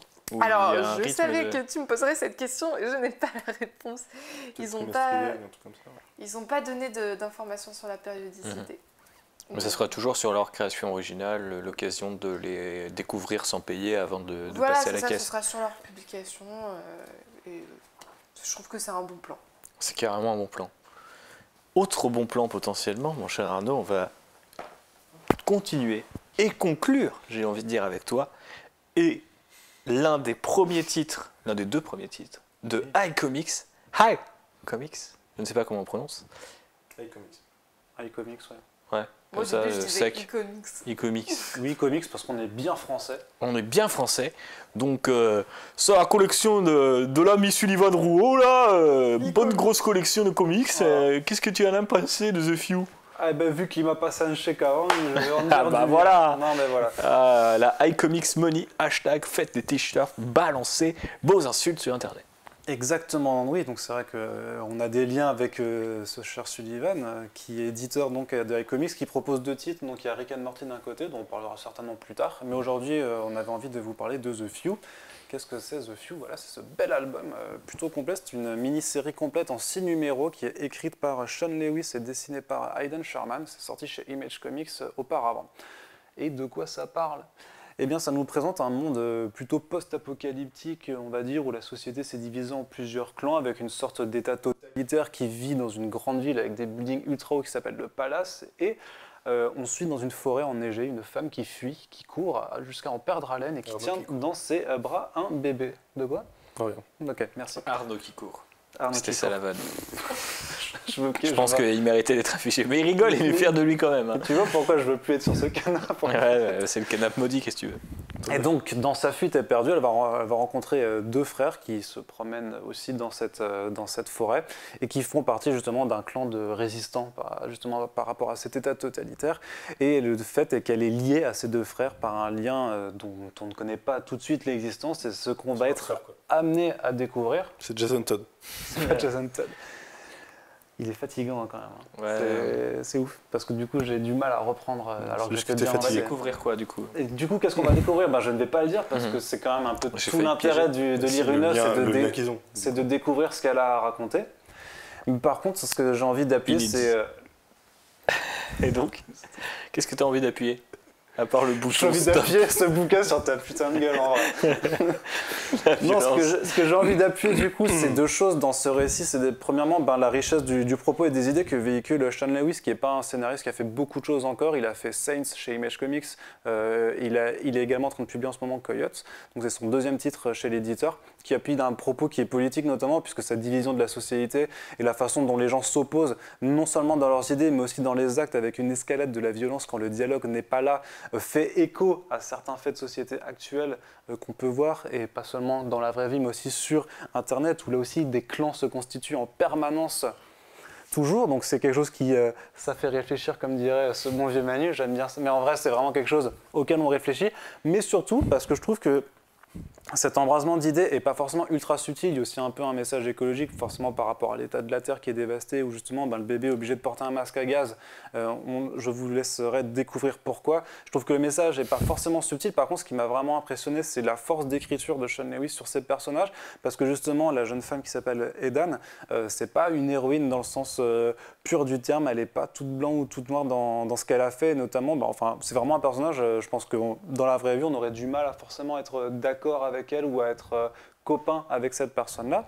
Donc ça aussi, je vous laisserai découvrir. Et je trouve que justement, cette façon dont Sean Lewis écrit ses personnages est super intéressante à voir, du coup, on varie vraiment entre différentes émotions. On a envie d'être proche des personnages, en même temps, parfois, on a envie de s'en distancier. Il y a quelques figures, quelques archétypes, notamment un gros méchant qui s'appelle Hérode, qui a un putain de charisme que ne renierait pas un Joe de Mad Max Fury Road, Immortan Joe, par exemple. D'ailleurs, c'est un univers, l'univers un peu à la Mad Max est forcément appelé par la patte graphique, et justement, l'autre point fort de The Few, c'est sa patte graphique. C'est donc Aidan Sherman, qui n'est pas non plus un dessinateur qui a fait beaucoup d'œuvres, et qui a un style assez particulier, donc je ne vous l'ouvre pas à la caméra, parce que JB mettra des planches pour vous expliciter le propos. C'est un trait qui est très appuyé, très affirmé, qui a une vraie patte, et justement je pense que ça va déplaire à certains parce que parfois on a l'impression que les personnages limite évoluent en 2D sur des décors qui ont plus de relief.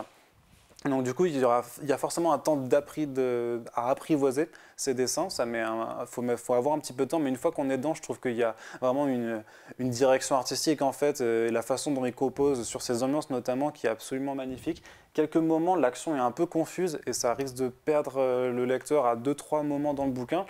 Mais à part ça, au niveau des décors, la façon dont il compose, que ce soit les plans de la ville justement avec tous ces bâtiments qui qui donne une sensation ultra étouffante, ou au contraire les grandes étendues enneigées et les forêts, c'est quelque chose qui est vraiment ultra appréciable d'un point de vue visuel. Et il y a aussi des plans séquentiels en fin d'action avec des doubles pages qui s'enchaînent et qui laissent vraiment, qui donnent l'intensité en fait de l'action qui est en train de se passer, qui moi personnellement m'ont mis des grosses claques à plusieurs moments. Donc voilà, ça s'appelle The Few, c'est l'un des titres du lancement de iComics. Franchement, allez-y. Je ne touche même pas d'argent de Sullivan pour dire ça, quoi, mais vous pouvez vraiment y aller. Les yeux fermés, c'est une putain de lecture. Ça marche. Ben voilà, on en a fini avec les sorties de la semaine. Bah oui. C'est pas beau tout ça, on a terminé donc. Rentrer chez nous. Eh ben non, car tu vas même garder la parole, car c'est l'heure de la deuxième chronique.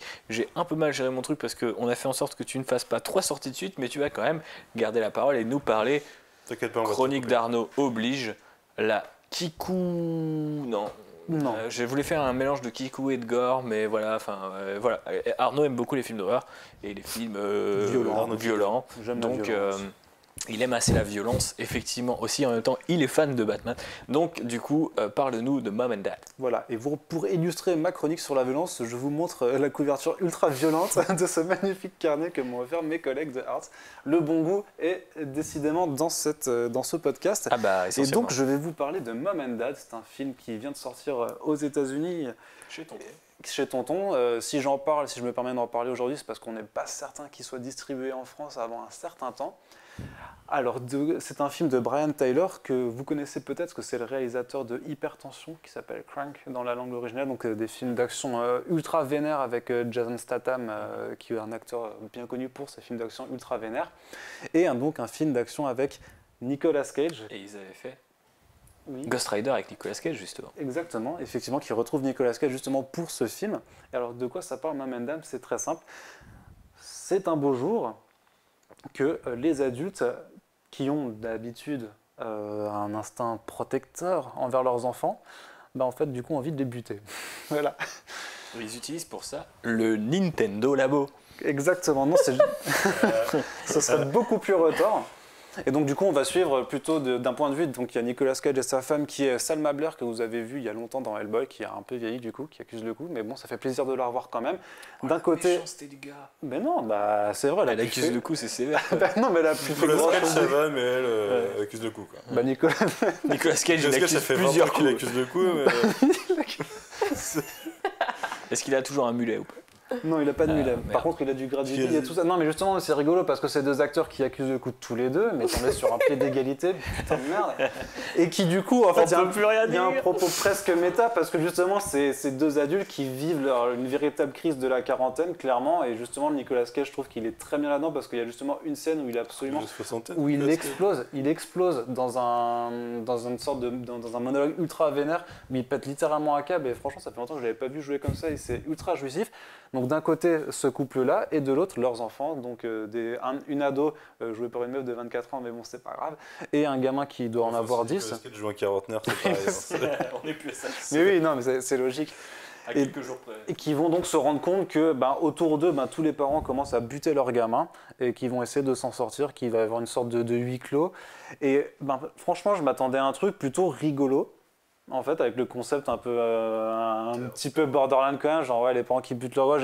J'avais vu d'autres films précédemment, notamment un film norvégien où justement, c'est tout un groupe d'amis avec leurs enfants qui partent dans un chalet, sauf que leurs gamins sont infectés par un virus genre qui leur donne la rage et du coup sont contraints de buter leurs gamins. Donc là c'est pas tout à fait la même chose, c'est les parents qui sont pris d'une fièvre et qui veulent juste buter leurs gosses, donc c'est plutôt violent et justement au final c'est toujours traverser la tête des parents de toute façon à un moment surtout, mais surtout qu'au niveau du montage il y a quelque chose vraiment parce que t'as justement ce gamin qui a que 8 ans qui joue, qui jette des trucs et qui agace en fait, qui ont des comportements qui agacent et je pense qu'on se retrouve tous à un moment qu'on se retrouve tous à un moment, putain vous êtes vraiment relous, qu'on se retrouve tous à un moment à avoir des gosses qui ont un comportement qui nous irrite et là c'est exacerbé notamment par le montage et visuel et aussi sonore parce que justement t'as beaucoup de bruitage qui joue à fond et qui augmente la tension on se dit et tu vois justement le regard de Nicolas Cage qui d'un coup devient ultra vénère avant qu'il se ravise, tu sais pas ce qu'il va faire parce que tu sens qu'il va se passer quelque chose et tu sais pas quand il va le faire.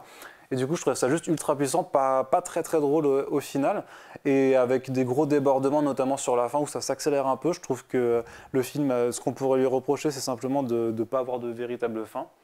Mais clairement, vu que le mec avait fait Hypertension, ça, on s'y retrouve avec une réalisation qui est ultra vénère. En termes de violence, oui. Mais du coup, il est tout seul. Tout seul. Parce que normalement, c'est Taylor et Neverdeen, mais ils sont tous les deux. Non, là, c'est Taylor tout seul. D'accord. Là, c'est Taylor tout seul. Et du coup, en termes de mise en scène, il y a aussi des trucs aussi tarés que dans Hypertension, genre. Ouais, c'est avec un montage qui est ultra dynamique, une mise en scène justement c'est vénère, mais parce que t'as justement une scène où en fait tous les parents du lycée de cette ville se retrouvent au gris du lycée genre on veut récupérer nos enfants justement, et t'en as qui commencent à escalader les grilles. Du coup, ça fait genre presque comme les grosses dans les films de zombies quand t'as des hordes d'infectés qui courent, sauf que là c'est juste des mecs normaux mais qui commencent à déboîter leurs gosses, et c'est ultra dynamique justement. Ça en fait pas trop dans le gore, mais ça reste quand même par moments un peu, tu fais c'est pas si marrant que ça. Il y a des passages un petit peu chauds. Et ils veulent déboîter leurs gosses ou les gosses? Non, leurs gosses, justement, c'est ça qui est ouf, parce que justement t'en as un qui est en train d'éclater la tête de son gamin avec un marteau, il regarde les autres gamins passer, il leur dit bonjour, et c'est justement c'est une sorte de décalage avec un humour très très noir du coup, mais justement qui donne en tout cas clairement pas envie d'avoir des enfants, et même pas vraiment ça donne pas envie de vieillir aussi, parce que justement par rapport à la vision de Nicolas Cage et sa femme, et par rapport justement à parce qu'ils ont un ressentiment envers leurs gamins, parce que ça leur renvoie à leur propre jeunesse, parce qu'ils sont là dans des bails de genre on était des rockstars, avant on avait toute la vie devant nous, maintenant voilà, on est emprisonnés par le fait d'avoir des gamins. Nicolas Cage qui veut se construire juste une petite salle de jeu dans sa maison et qui peut même pas parce que sa femme lui cause des soucis, justement c'est pour ça qu'il explose. Enfin, il y a vraiment, du coup, t'as pas envie de vieillir, t'as pas envie de fonder une famille, t'as pas envie d'avoir des gosses. C'est vraiment assez bizarre, et je trouve ça assez... Après, c'est moi qui le vois comme ça aussi, mais je trouve ça assez fort pour un film qui pourrait se prétendre à juste être un gros film série B à se mater avec des bières entre potes, ce que vous pouvez faire également, bien entendu. Après, Et déprimer ensuite. Ou déprimé, ça dépend de votre état d'esprit, quoi. Moi, je viens juste à peine de ravoir une fenêtre, donc forcément, ça me. Tu jouais du sax après, voilà, tranquille. Et du coup, de facto, les adultes qui n'ont pas d'enfants, ils sont normaux, quoi. C'est ça, bah ouais. Ça doit être super chelou pour eux. Ouais, mais tu les vois pas du coup en fait. Parce que justement, tu te concentres que sur des. Non, mais c'est que des adultes qui sont dans le même train de vie, quoi, qui ont tous des gamins qui sont au collège ou à l'école. Et les parents qui ont adopté. Non, je déconne. Mais Mom and Dad, c'était pas un film méchamment gore, mais genre gore de gore, ça te dit rien? Non. J'avais un copain qui m'en avait parlé. Je chercherai, mais il me semblait. Je croyais que c'était de ça en fait que tu allais nous parler. J'étais genre. Donc voilà, j'irai voir. Peut-être qu'il y a un homonyme filmique à Je sais qu'il y en a Moment. d'autres sur IMDb, mais j'ai pas vu que c'était des films d'horreur, sinon je serais allé jeter un coup d'œil. Mais c'est pas le même. Le pitch n'a rien à voir. Enfin, Oui. il me semble que c'est un couple en gros qui a un orphelinat et genre il torture les gamins de l'orphelinat. Eh bien, ça m'intéresse aussi parce que j'aime. En plus, oui, par contre, c'est vrai que moi j'ai aussi. Enfin, la torture d'enfant. non, mais en vrai, j'adore ça. En vrai, non, mais dans le cinéma. Genre ça, vraiment. Non, mais dans le cinéma d'horreur, il y a quand même beaucoup de tabous, notamment sur le fait qu'on s'en prenne à des gosses. Ça, dans beaucoup de films d'horreur, en fait, où à chaque fois c'est du hors-champ, où c'est pas La montré. première scène de ça, je t'avais trouve kiffé. que la première scène de ça, j'avais adoré parce qu'on montrait un gamin se faire arracher les bras. Et c'est juste dans le cinéma américain, c'est des choses qu'on n'ose pas. Dès que ça touche à des gamins, il y a une sorte de C'est gêne, machin. l'innocence. Et j'aime bien quand ça, transgresse ce genre de tabou. Et il y avait ça, il y avait le film Postal où il y avait une scène qui était magique d'une fusillade en fait de gars qui fusillent des gosses à tout bout de champ. Enfin bref, c'est une forme J'adore ça, ouais. de violence décomplexée un peu. Voilà. J'ai pas le temps d'étendre mon point de vue là-dessus. Mais si Mais c'est tant mieux. Je ferai une rédaction. Parce qu'on parle toujours de films, donc ça reste de la fiction, bien sûr. Mais ça veut pour pas l'une dire de que tes j'aime la violence prochaines- sur les enfants en vérité, bien entendu. Mais pour l'une de tes prochaines chroniques, ça peut être intéressant de nous stipuler un petit peu l'origine de cette passion. Ouais, c'est juste que j'aime bien qu'on montre en fait les choses qu'on veut pas montrer en général, c'est tout. C'est juste que dans l'horreur, je ressasse toujours un peu la frisson transgression de la du tabou transgression. ultime, tout en restant dans les cadres de la légalité. C'est-à-dire que je regarde pas des Snuff Movies par exemple, tu vois. Mais j'aime bien quand ça va vraiment très loin pour voir jusqu'où on peut aller. Ça donne pas forcément des films intéressants, mais je trouve que la démarche est toujours intéressante à regarder. C'est un peu pour ça que t'étais vénère as fuck quand on a parlé de l'interdiction potentielle de la clope au cinéma. Et après, il a vu Benoît Magimel fumer 250 Ouais, c'est ça. clopes dans le carbone. C'était pas Et forcément il a la vite même chose, regretté son geste. Mais nous allons passer à un nouveau débat. Lise, merci pour cette transition magnifique. On parlait de cinéma, on va continuer de parler de cinéma dans le débat de la semaine. Et ce débat... Ah merde, il y a des HS. Bah, il y a des HS. Non, mais parce qu'en fait, moi j'ai envie de rentrer chez moi, donc je pense que j'en ai rien à foutre en fait. Les gars, Mais- Vas-y, enfin. ça va être rapide. Ça va être rapide, vous Ça va êtes être sûr? rapide. Bon, HS. Ça va bien se passer. Manu, parle-nous de Blood Rage. Blood Rage. Qu'est-ce que c'est? Alors comme vous le savez, Qu'est-ce que c'est? Le podcast, qu'est-ce que c'est? régulièrement, genre toutes les semaines, je me retrouve avec nos confrères que sont Alfro et Jay autour d'une table et de jeux de plateau. Et on a l'habitude de jouer à Risk, Dead of Winter, des jeux comme ça. On en a testé pas mal ces derniers mois. Sans blague. Et une critique qu'on peut faire sur certains jeux comme Small World ou Viceroy, je ne sais pas si vous connaissez ce genre de jeu, mais c'est des jeux où ça se joue en tour à tour, où globalement on peut agir un peu de notre côté sans trop interagir avec les autres, et au final ça se joue sur du comptage de points, et c'est un peu chiant quoi, du coup, dans le concept. Mais là, Blood Rage, qu'est-ce que c'est? C'est un jeu qui se base sur la mythologie nordique, avec l'arrivée du Ragnarok, et l'idée c'est qu'on a jusqu'à 4 factions vikings qui peuvent se battre les unes avec les autres et qui doivent surtout mourir de façon stylée. Parce que l'idée c'est d'aller au Valhalla et d'avoir le plus de gloire possible. Et pour avoir le plus de gloire possible, il faut s'être battu correctement et être mort correctement. Et du coup ça se joue sur trois aires, où chacune des aires finit par un Ragnarok sur une des régions de la map, qui sera inutilisable après. Et où chacun des joueurs va construire son deck. Son deck qui est constitué de cartes spécifiques à chaque tour, qui vont consister en des quêtes, des monstres qu'ils peuvent poser, des pouvoirs pour leur race, des choses comme ça, qui vont améliorer ou pas leur deck de base, quoi. Et ce qui est intéressant dans ce jeu, en plus que c'est de la violence pure, du coup, c'est que l'idée c'est pas de survivre, c'est de mourir. C'est sorti chez qui? Ça coûte combien? Ce genre de choses? C'est un jeu qui à la base était un Kickstarter. Yes, comme beaucoup de jeux désormais. Qui a fait foirer en tant que Kickstarter. Alors, je sais plus, je Comme crois que c'est beaucoup de jeux désormais. qui l'avait lancé, qui lance régulièrement des Kickstarter. Celui-là avait foiré, mais le public qui s'était intéressé au sujet et qui avait investi dessus avait l'air quand même d'avoir grave la motive. Et l'éditeur a fini par le sortir en jeu de plateau en magasin. Ça coûte, je crois, 90 €. Donc c'est pas donné. C'est quand même une grosse boîte. C'est un gros investissement, mais c'est de la belle figurine qu'on peut peindre. Je pense que JB ou toi un jour va venir nous donner un coup de main pour peindre tout ça. Allez. Donc chaque race, il y a 4 races à ses propres figurines.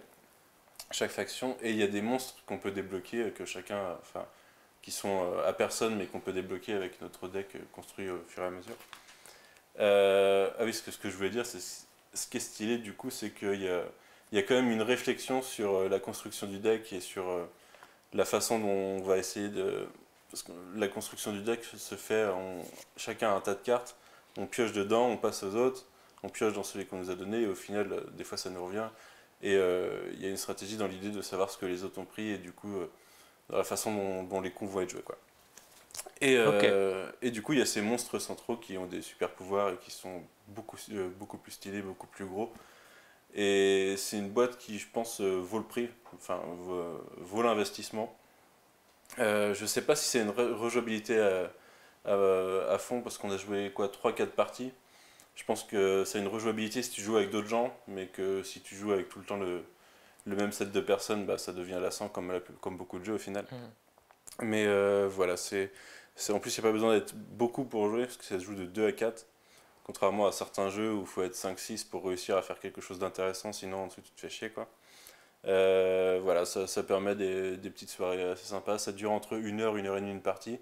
Donc c'est quand même pas un investissement comme un jeu de rôle ou un Risk où là ça peut durer une demi-heure, mais ça peut durer 4h30 et tu sais pas quand il va. Là tu sais que c'est un temps limité, quoi. Donc voilà, ça s'appelle Blood Rage. C'est édité par Cool Mini or Not et Edge Entertainment. Et c'est sorti, ça fait un moment, c'est sorti en novembre 2015, mais voilà, on l'a découvert cette année. Dernier sujet des deux cette semaine. Oui, on va faire Arnaud, tu vas nous parler de tes clous sur la langue. Non, toujours pas. Toujours Mais pas. attends, il a vraiment un clou sur la langue? Ah putain, je savais pas. Tu savais pas? Non mais attends, il se passe des choses dans ce podcast. Moi je me demande pourquoi. T'es moins intime que Claude derrière. Ouais, voilà, c'était la question que je me posais. Non mais bon, nous on a testé. Alors tu voulais nous parler de pétition, mon cher Arnaud? Oui, pétition. Faisons Contre une quoi? pétition Pour qui? arrêter les pétitions, mais justement parce qu'il y a trop de pétitions. Ah ok. La dernière en date, c'est quand même assez incroyable, c'est des mecs qui font une pétition pour que ABC fasse une saison 2 à Inhumans. Inhumans, la série télé. Mais qui veut ça?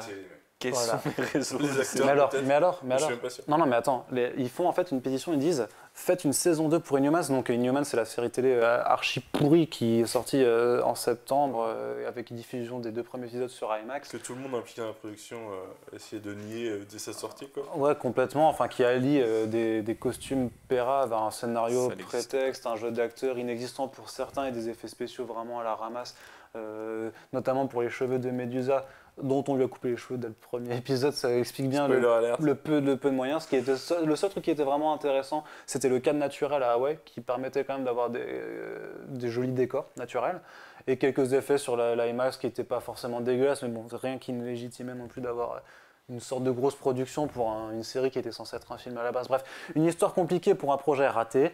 Donc, on annule. Ça n'a jamais été encore, ça n'a pas encore été confirmé officiellement. Mais le site presse de Inhumans n'est plus en ligne. Donc, on se Mais je doute. crois que depuis avant que la série sorte, ils avaient transformé la promo en limité d'event series. Genre, Oui, ça oui, reviendra pas, il y quoi. avait un truc comme ça, effectivement. C'était The Unique Season. Profitez-en tant que ça machin, dure. quoi. Bref, à donc, saisir. en gros, elle est annulée. Il y a des gens quand même qui se sont lancés dans une pétition pour dire ramener Inhumans avec une saison 2 et changer juste le showrunner. Mais les gars, c'est pas juste le showrunner le problème. Le problème, c'est les costumes. Le problème, c'est les acteurs aussi. Faut changer tout le cast. Il y a peut-être Ewan Ryan qui arrive encore à se débrouiller et encore le mec n'était pas au top de sa forme. Mais il faut tout changer en fait. Si tu veux faire Inhumans, il faut le rebooter complètement.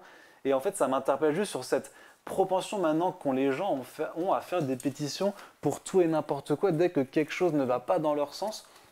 Et parfois, il peut y avoir des choses relativement nobles. Et moi, je pense par exemple à un titre comme Omega Man, par exemple, vous avez fait une pétition à Jim Lee pour sauver le titre qui était vraiment de très bonne facture. Tom King, avant qu'il ne soit une superstar et qui faisait déjà des très bons trucs, a mis pour sauver des œuvres qu'il mérite vraiment. Après, forcément, le mérite, on va dire que ça reste subjectif C'est là aussi. que le débat rentre. Ouais. Voilà, c'est là qu'il y a le débat. Mais que ce soit pour ça, pour les mecs qui ont fait des pétitions pour la Snyder Cut de Justice League, et même jusqu'à 12 Les personnes 13. qui sont les manifestées devant 13. les 13 qui 13. sont les manifestés en costume devant les locaux de Warner Bros. Il y a juste un moment en fait où il faut accepter aussi parfois qu'une œuvre est ratée et que vaut mieux ne plus s'y intéresser et la laisser mourir tranquillement pour à la limite que des gens qui sont vraiment intéressés et vraiment compétents puissent donner une seconde chance au truc, mais genre dans quelques temps. Mais là, le problème, c'est que tout le monde fait des pétitions pour tout et n'importe Je quoi. pense qu'il y a une étude sociologique intéressante à faire derrière tout ça. Hein. Ouais. Les gens, ils Mais je font pense- ça pour avoir l'impression d'exister, peut-être. Je pense que c'est Je sais une pas. dérive du. Mais après, c'est la liberté d'expression, on est d'accord aussi. Mais Voilà, mais il y a ça, mais il y a aussi le fait que de nos jours, tu as un pouvoir, on étudie ça, Manu Market en marketing, sur le fait que tu as un pouvoir contre les marques qui vient d'Internet parce que tu peux à tout moment les interpeller et expliquer hey, les gars, je suis chez vous, mais vous n'avez pas réparé ma fenêtre, bande de salauds. Ou hey, j'ai avalé du shampoing et maintenant j'ai le cancer, qu'est-ce qui se passe Ce genre d'exemple assez récurrent. Et du coup, j'ai l'impression que ça s'est transformé, enfin tu vois, ça se répercute du côté de la culture parce que la culture elle-même devient une espèce de système de marque et d'entreprise et qui a plus tellement l'idée en fait au final c'est marrant, c'est qu'on se plaint toujours, enfin j'entends dans le public souvent dire on a toujours les mêmes trucs réchauffés, il n'y a plus de vision, il n'y a plus d'idées et tout machin, mais d'un autre côté dès qu'il y a des idées, si ça nous plaît pas, on fait des pétitions pour tu vois de quel film je veux parler, mais c'est un petit peu, du coup je trouve ça complètement con et c'est vrai que j'ai vu pas mal d'articles passer cette semaine à partir du truc Inhumans sur mais arrêtez en fait avec les pétitions parce que du coup déjà généralement c'est le niveau zéro du débat, c'est très mal écrit, on sait, en fait ça génère énormément d'attention médiatique, il y a aussi un truc de notre part aussi à faire, c'est que ça génère énormément d'attention médiatique alors que des fois il y a rien. C'est comme cette magnifique manifestation de 13 personnes, Mais voilà, où il y a c'est des ça. articles qui ne mentionnent pas que c'est 13 personnes. Ouais, Et du coup, tu as l'impression que c'est une importance extraordinaire. Ils étaient 13. ouais, en fait pareil, pour Inhumans, ils sont 1000. À l'échelle d'Internet, c'est ridicule. oui, c'est pas quoi. grand chose, mais je pense qu'il y a une part de responsabilité des médias aussi là-dedans, tu vois, de qu'est-ce que tu relais et la façon dont tu le relais. Parce que, comme tu dis, à la rigueur, si tu fais un truc sur qui sont de 13 pour expliquer, regardez les gars, arrêtez de faire n'importe quoi, et genre pourquoi pas, mais donc il y a cette responsabilité-là. Puis aussi, faut savoir, là c'est du côté fan, chacun d'entre nous ici à bord de ce canapé, de nos canapés, c'est plus de dire. Tu vois, au Megaman ou les comics, où il y a cette culture-là de famille, tu vois, genre tu peux voir les auteurs, tu peux discuter avec eux sur Twitter, il y a cette proximité qui fait que tu sais que ça a du sens de faire une pétition, d'écrire à l'éditeur, qui a encore ce côté artisanal, Au contraire, malgré tout ce qu'on peut en dire, quoi. C'est sûr que maintenant, d'ici c'est à Burbank, en Californie, avec les studios hollywoodiens, mais il y a quand même encore ce côté familial qui résonne, je pense, encore chez les gens. Et c'est pour ça que ça peut avoir du sens. Ou sur certaines séries qui sont annulées, faute d'audience, mais parce que tu sais qu'il y a un vrai truc derrière et que ça correspond pas au marché. Mais là, sur Inhuman, c'est un raté total. Tu sais que c'est complètement flingué jusqu'à la. Surtout donner de l'importance à des œuvres qui sont mauvaises. Enfin, genre, non, à la limite, rebooter le truc, tu vois, mais dites pas, faut pas. Le truc, c'est vraiment dire, juste changer les showrunners, genre poursuivre ce truc. Genre, Non, mais non. c'est compliqué ce que tu dis parce que juger que l'œuvre est mauvaise, ça reste subjectif. Mais là, Ouais, on parle mais- quand même d'une coproduction où tous les acteurs impliqués dans le truc ont dit merde, c'est dégueulasse. On Qu'est-ce arrête, qu'on a quoi. fait? Ils l'ont dit. Que ce vraiment, soit IMAX, gros. Marvel, Disney, Enfin, personne ils ont n'a pas été dit c'est content. dégueulasse, mais c'est vrai qu'ils ont dit qu'ils ont été. Enfin, ils ont utilisé leur jargon pour dire. IMAX, c'était un mode on se désolidarise de la série. C'est clair, tout le monde s'est un petit peu Disney, décédé là. c'était Marvel Entertainment, c'est pas Marvel Studio, hein. C'est autre pas chose, nous, c'est hein. pas le même univers finalement, gros. Coupez les ponts. Enfin bref, on aurait pu en faire le débat de la semaine, mais on a choisi de passer sur un autre débat qui peut-être s'en rapproche d'une manière ou d'une autre, puisqu'on voulait parler de la sortie de films sur Netflix. Je récapitule un petit peu la chose avant de vous confier le débat, mesdames et messieurs. Le débat a commencé depuis bien longtemps, en fait, depuis que Netflix fait pas que de la série et fait des productions originales qui sont souvent aussi des longs métrages, mais on l'avait particulièrement l'année dernière autour du festival de Cannes avec la sortie de Okja de Bong Joon-ho, qui sortait du coup L'étendard de l'hypocrisie. voilà, de c'est Cannes. donc l'étendard de l'hypocrisie de Cannes et surtout l'incompréhension de. Enfin, moi je sais qu'il y a des gens que je respecte beaucoup sur Twitter et je comprenais pas leur façon de penser par rapport à ça parce que il y a aussi. Alors moi je rajoute personnellement provincial de naissance et vivant à Nantes une espèce d'élitisme parisien que je ne comprends pas. C'est oh là là. Je peux plus aller voir le dernier Bong Joon-ho au ciné, mais gros, en province, il sort pas, et à Paris, il est dans 2 cinémas, donc arrête de nous Non, mais raconter n'importe quoi. Cette hypocrisie de. Il y a la moitié des films de Cannes qui sortent pas en salle en Oui, France, de toute façon, donc c'est un petit Arrêtez, peu quoi. dommage.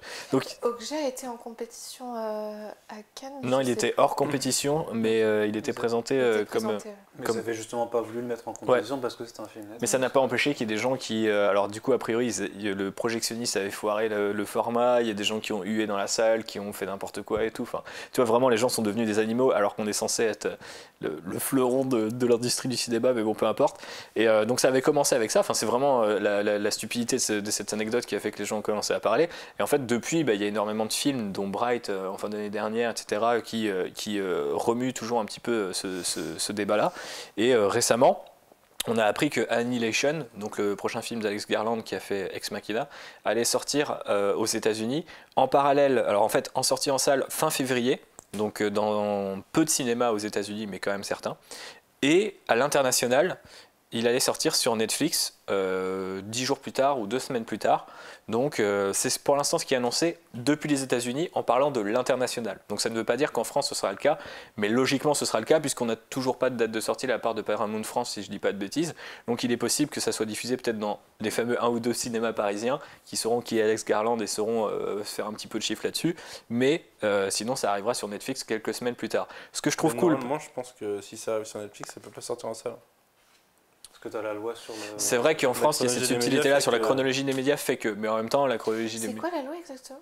Il y a un certain nombre de mois à respecter entre la sortie cinéma, la sortie sur certaines chaînes, puis sur les chaînes de grandes audiences, etc. Et c'est hyper compliqué. Et la sortie cinéma, la sortie vidéo, puis la sortie télévision. D'accord. Et ensuite, il y a des subtilités dans la télévision aussi. Et, donc on a l'exemple inverse, par exemple, sur. Comment ça s'appelle en français What Happened to Wednesday Je ne le sais pas. film de cet été avec Seven Sisters. Seven Sisters, Ah. voilà, qui est sorti sur Netflix au final aux États-Unis. et qui a et, été distribué par SND en Et France. en France, ça a été. C'est Et qui sorti était au un cinéma. méga succès Et d'ailleurs dans du les coup, salles. c'est un film coproduit ou produit par Netflix, Ouais. mais que Netflix ne peut pas diffuser en France parce Mhm. qu'il est sorti au cinéma.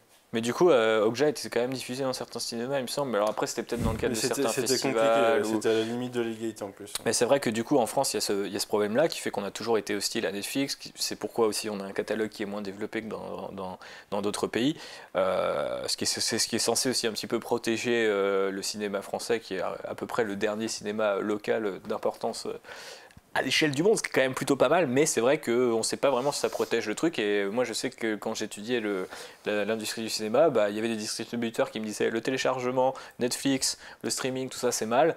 Et il y avait d'autres mecs qui venaient avec des études statistiques qui disaient bah, aux États-Unis, c'est de plus en plus courant parce qu'il n'y a pas cette loi-là, qu'un film sorte simultanément en VOD et au cinéma, et ça n'impacte pas les ventes de tickets ou les achats de VOD en fait. Donc a priori, c'est juste que c'est des gens qui consomment de manière différente ou qui de toute façon n'auraient pas accès à la salle de cinéma s'ils vont à la VOD. Et les gens qui ont accès, généralement connaissent le réalisateur et donc vont faire le choix d'aller au cinéma.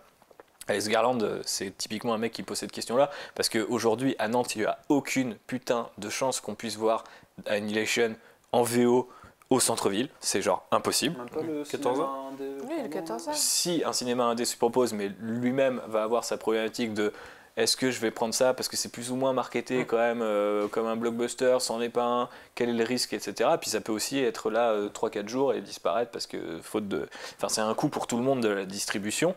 Donc là, en fait, ce qui s'est passé avec Annihilation, c'est que Paramount en fait était en conflit pendant le film et pensait que le film allait, pendant la réalisation du film, ils se sont dit non, en fait votre fin vous allez la changer parce que le film il va bider, donc vous allez faire une happy end et puis le personnage de Nathalie Portman on l'aime pas trop donc ça serait bien que ce soit une héroïne un peu plus héroïnesque, vous voyez ce que je veux dire. Donc Alex son cul sur l'affiche quoi. Ouais, peut-être ce genre de choses. Et donc Alex Garland et son producteur, qui est le producteur de The Social Network, dont le nom m'échappe, mais qui est un producteur qui a la réputation de protéger justement ses poulains, a dit bah non, allez vous faire voir, on va pas faire ça. Mais du coup, Paramount a dit bah si vous faites pas ça, nous on n'est plus en mesure de prendre le risque de la distribution, parce que finalement le sent plus. Et c'est le problème d'un studio et d'un distributeur, c'est qu'au dernier moment, bah, c'est eux qui décident quand même, c'est eux qui envoient le film en salle, même si avant c'était des bobines et que maintenant c'est des fichiers, c'est quand même de l'argent et du temps. Weinstein qui avait fait ça avec Transperce Neige aux États-Unis. Il Oui. est sorti beaucoup plus tard et de façon modifiée parce qu'il ne voulait pas le sortir en version normale quoi. Voilà, donc ça arrive tous les jours en fait de toute façon à Hollywood, mais là ce qu'ils ont réussi à négocier c'est de dire bon bah écoutez on va aller voir un distributeur international différent, un autre, et tout simplement Netflix s'est proposé, a dit bah nous la distribution internationale c'est un fichier sur notre plateforme et notre plateforme est internationale donc ça le fait, et surtout bah, ça fait un truc de plus, et c'est là où Netflix est très fort, c'est que souvent comme on dit souvent, une production Netflix, alors que généralement, bah, en fait, ils n'assurent que la distribution. Ils n'ont eu aucun impact créatif derrière, si ce n'est qu'ils ont refusé l'interventionnisme. En fait, c'est ça leur impact créatif, c'est de dire tout ce que les gens ne veulent plus dans les salles, y compris les films d'Adam Sandberg de merde. On sait qu'il y a un public, donc on achète parce que les gens vont sur notre plateforme, et donc les ricains alpha qui vont acheter, qui veulent voir les films. J'ai dit quoi? Adam Sandberg? Ouais, c'est Sandler, par exemple. Hein? C'est Sandler. C'est Sandler, ouais, j'ai dit Adam Sandberg, c'est pas la même chose, mais donc. C'est Andy Samberg, Adam. C'est ça, j'ai mélangé les deux et je voulais pas, même s'il y a un épisode, très très bon épisode de Brooklyn Nine-Nine là-dessus, mais bref, tout ça pour dire que du coup il y a une cible pour tout et Netflix bouffe à tous les râteliers parce que les coûts sont moindres pour Netflix, parce que ce n'est pas une salle de cinéma. Donc du coup, tout ça pour vous dire, est-ce qu'il faut vraiment avoir un débat? Je ne sais pas si on est tous d'accord. Je pense qu'on va être tous d'accord. Est-ce qu'il vaut mieux sortir au cinéma et ou sur Netflix, comment ça se passe pour différents cas, et il y a plein de choses qui nous prouvent qu'aujourd'hui, a priori, les deux peuvent coexister, même si la France est une anomalie. Tu dis on est tous d'accord pour qu'il faut que les films sortent sur Netflix? Non, sur le fait que ça reste du cinéma quand même, enfin je sais pas. Mais le débat c'était plus à savoir, effectivement, je pense que là on est d'accord pour dire que ça reste du cinéma, c'est vrai que j'ai pas forcément posé de question. Si ça sort sur Netflix, c'est ça que tu veux dire? Oui, parce que tout ce qui a posé toute la question qu'a posé le débat, on est revenu à une question vachement basique, c'est même pas quelle est la place de Netflix dans la culture, ou qu'est-ce que ça peut apporter, etc. C'est juste des gens, bah si ça sort pas au cinéma, c'est pas un film, c'est un téléfilm, quoi. Oui, bah là-dessus on est d'accord, c'est sûr. C'est un téléfim. Non, c'est du cinéma. Ouais, c'est du cinéma. Et donc du coup, la question c'est de savoir maintenant comment il faut prendre le truc, parce que je vois beaucoup de gens par rapport à ce cas d'Annihilation qui sont vachement déçus, et sur la page Facebook de Sci Fantasy, je salue tous les gens qui mettent des petits commentaires, ou aussi sur le site, c'est vrai que j'ai fait pas mal de CM en mode, les gars, en fait c'est cool si vous pouviez voir le film en VO, et si vous savez que vous avez vu votre cinéma, déjà... Il y a peu de chance en même temps. Déjà, il y a globalement peu de chance. Ensuite, bon, malheureusement, mettons de côté le cas exceptionnel de la France, mais si on était comme les autres pays, bah, l'un n'empêcherait pas l'autre.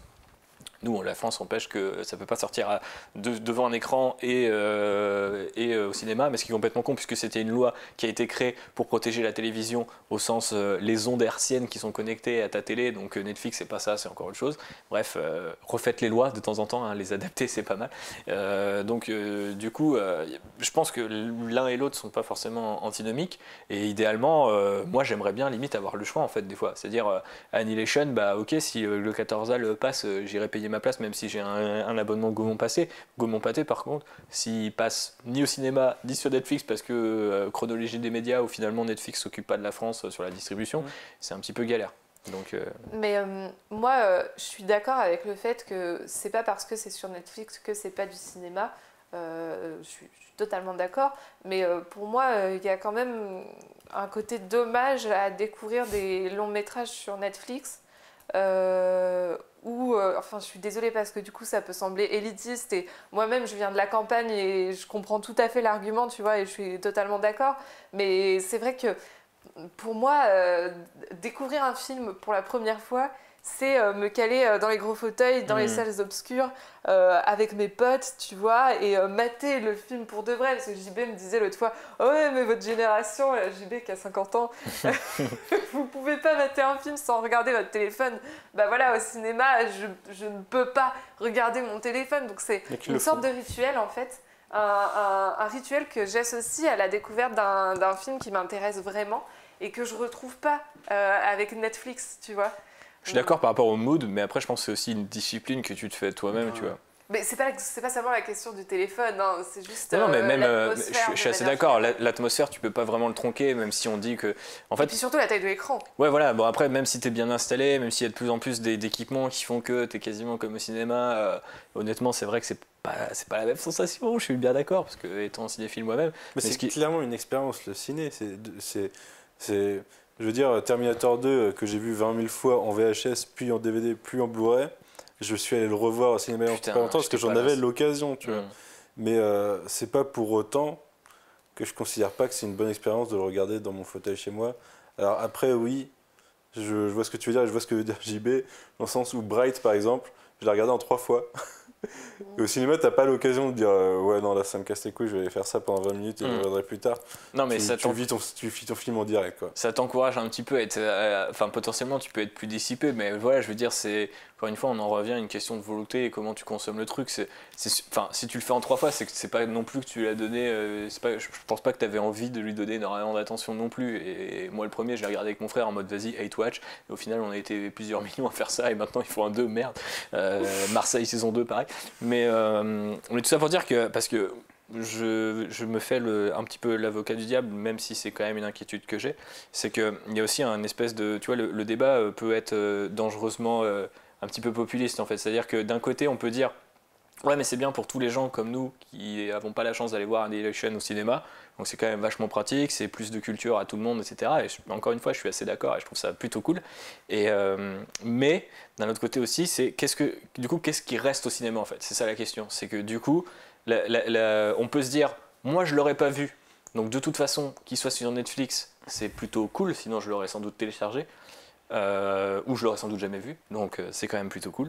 Mais d'un autre côté, du coup, qui est en mesure de rester au cinéma et comment les distributeurs vont prendre la décision ou non d'aller sur place. Récemment, en décembre, il y a beaucoup de cinémas qui se sont alarmés des décisions, enfin des choses qu'imposait Disney sur la diffusion des derniers Jedi, en imposant une durée semaines minimale de diffusion minimale qui était énorme pour des petits cinémas. Donc pour des chaînes, tu sais que de toute façon tu te rembourses sur d'autres films et qu'il y aura toujours un petit peu de monde pour venir à l'improviste en sortant du marché de Noël. Pour un petit cinéma comme ça de quartier, c'est que si tu veux diffuser ton Star Wars en VO pour 2 semaines, bah c'est mort, faut que tu ailles jusqu'au 10 ou au 15 janvier. Je sais plus exactement ce que c'était, mais en gros ça saignait vraiment tout ce qui n'était pas du cinéma comment on appelle ça, de franchise, d'enseigne, voilà, Gaumont, UGC et compagnie. Et puis pareil aux États-Unis, où même certaines franchises qui sont plus petites disaient bah les gars, c'est chaud parce que si le film au bout d'un moment, enfin au bout d'un mois et demi, tu vois, ça commence à se vider quand même les salles radicalement, donc ça peut être un petit peu dangereux. Et du coup, on se dit... 7 semaines, non, un truc comme ça Je crois que c'était vraiment énorme, peut-être 6 ou 7 semaines, effectivement, donc c'était quand même beaucoup.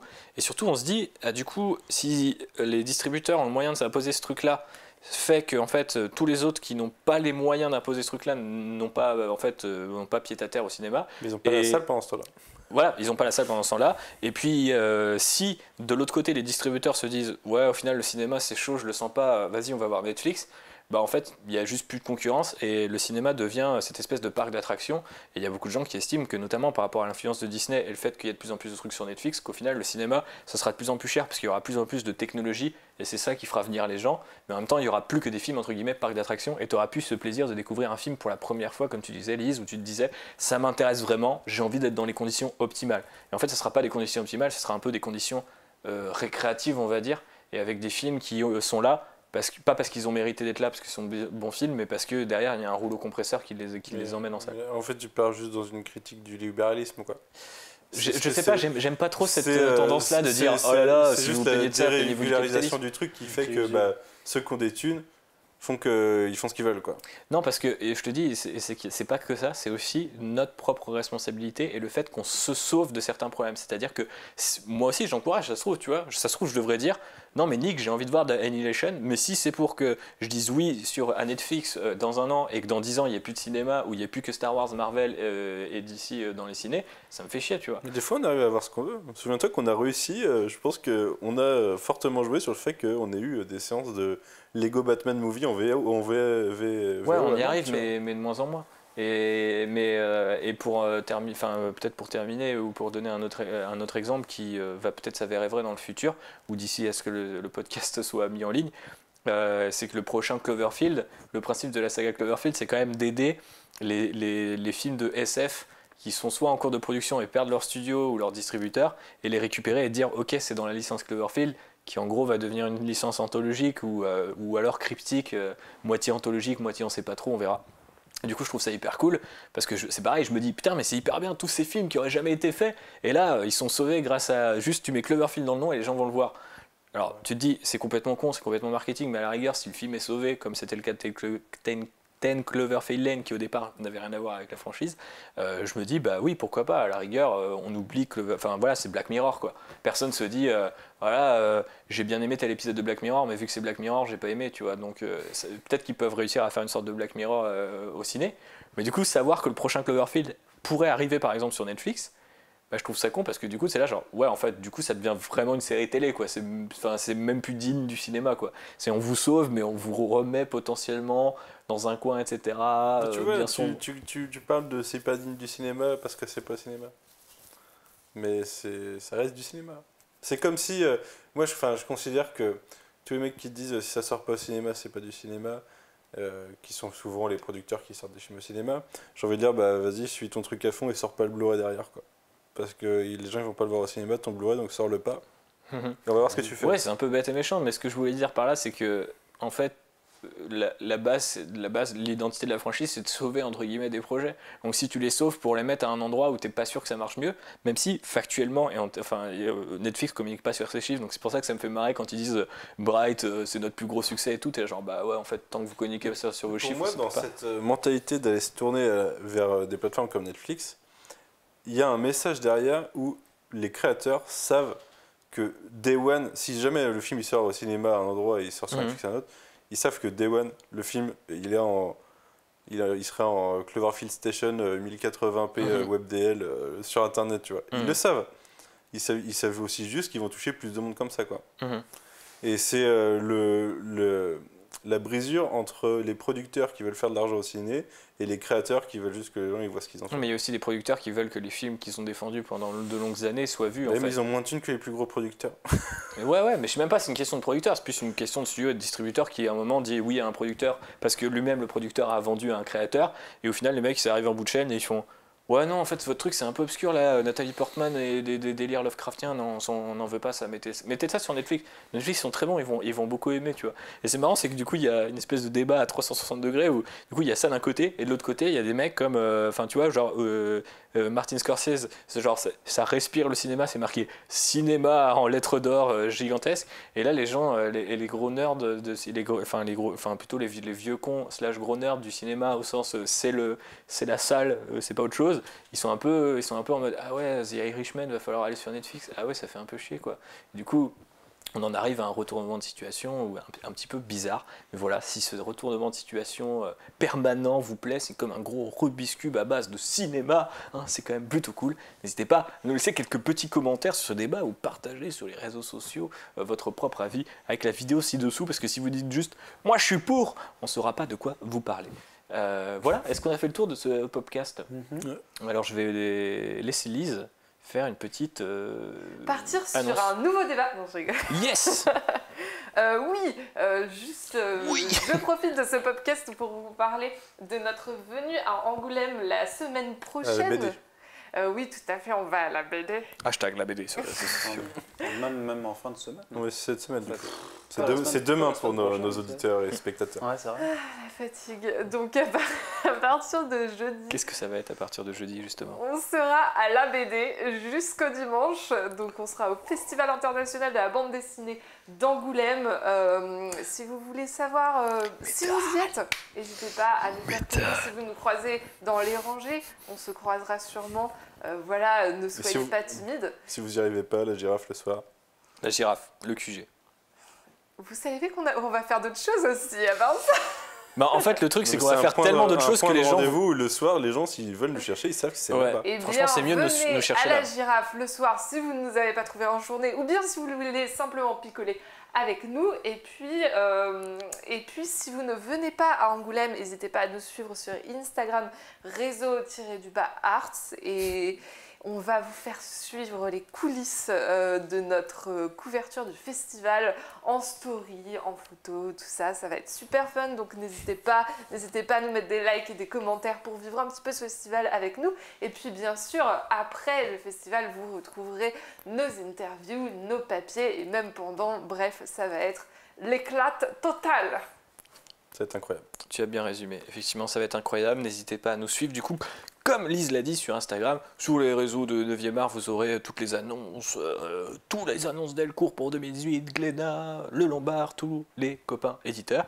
Et puis, effectivement, pour les coulisses, pour le croustillant, pour l'aspect vloggy de la chose, rendez-vous sur Instagram et sur YouTube par la suite. Voilà, je déclare terminé ce podcast numéro 18. Hein, si je ne dis pas bêtise, c'est bien le numéro 18. Et je vous remercie de Le l'avoir. 17 est sorti le 17. C'est ça. Pas con le mec. Le mec est pas con, mais je ne sais toujours pas si Manu vient d'un univers ou d'un autre univers, ou peut-être il se clone et il vient dans des personnalités différentes, dont Manu Marquette, qui est de loin ma préférée. Après vous avoir fait un petit débrief de Manu, je vous remercie une nouvelle fois pour avoir regardé ce nouveau podcast, s'il vous plaît, parce que j'ai vu des gens me dire « Hey, j'aime bien le podcast, est-ce que vous en êtes content ?» Eh bien oui, on en est content, mais si on pourrait avoir plus de vues, bah on en serait quand même aussi beaucoup plus content. Donc lâche tes putains de pouces bleus, frérot, partage ça sur tous les réseaux, pouloulou. Et n'oublie pas de t'abonner à la chaîne du réseau. Si c'est pas déjà fait, qu'est-ce que tu branles? On fait quoi là les gars? C'est pas Noël putain, on va à Angoulême là les gars. Et puis on vous fait des bisous, je rends l'antenne car j'ai très envie de pisser. Ciao. Salut.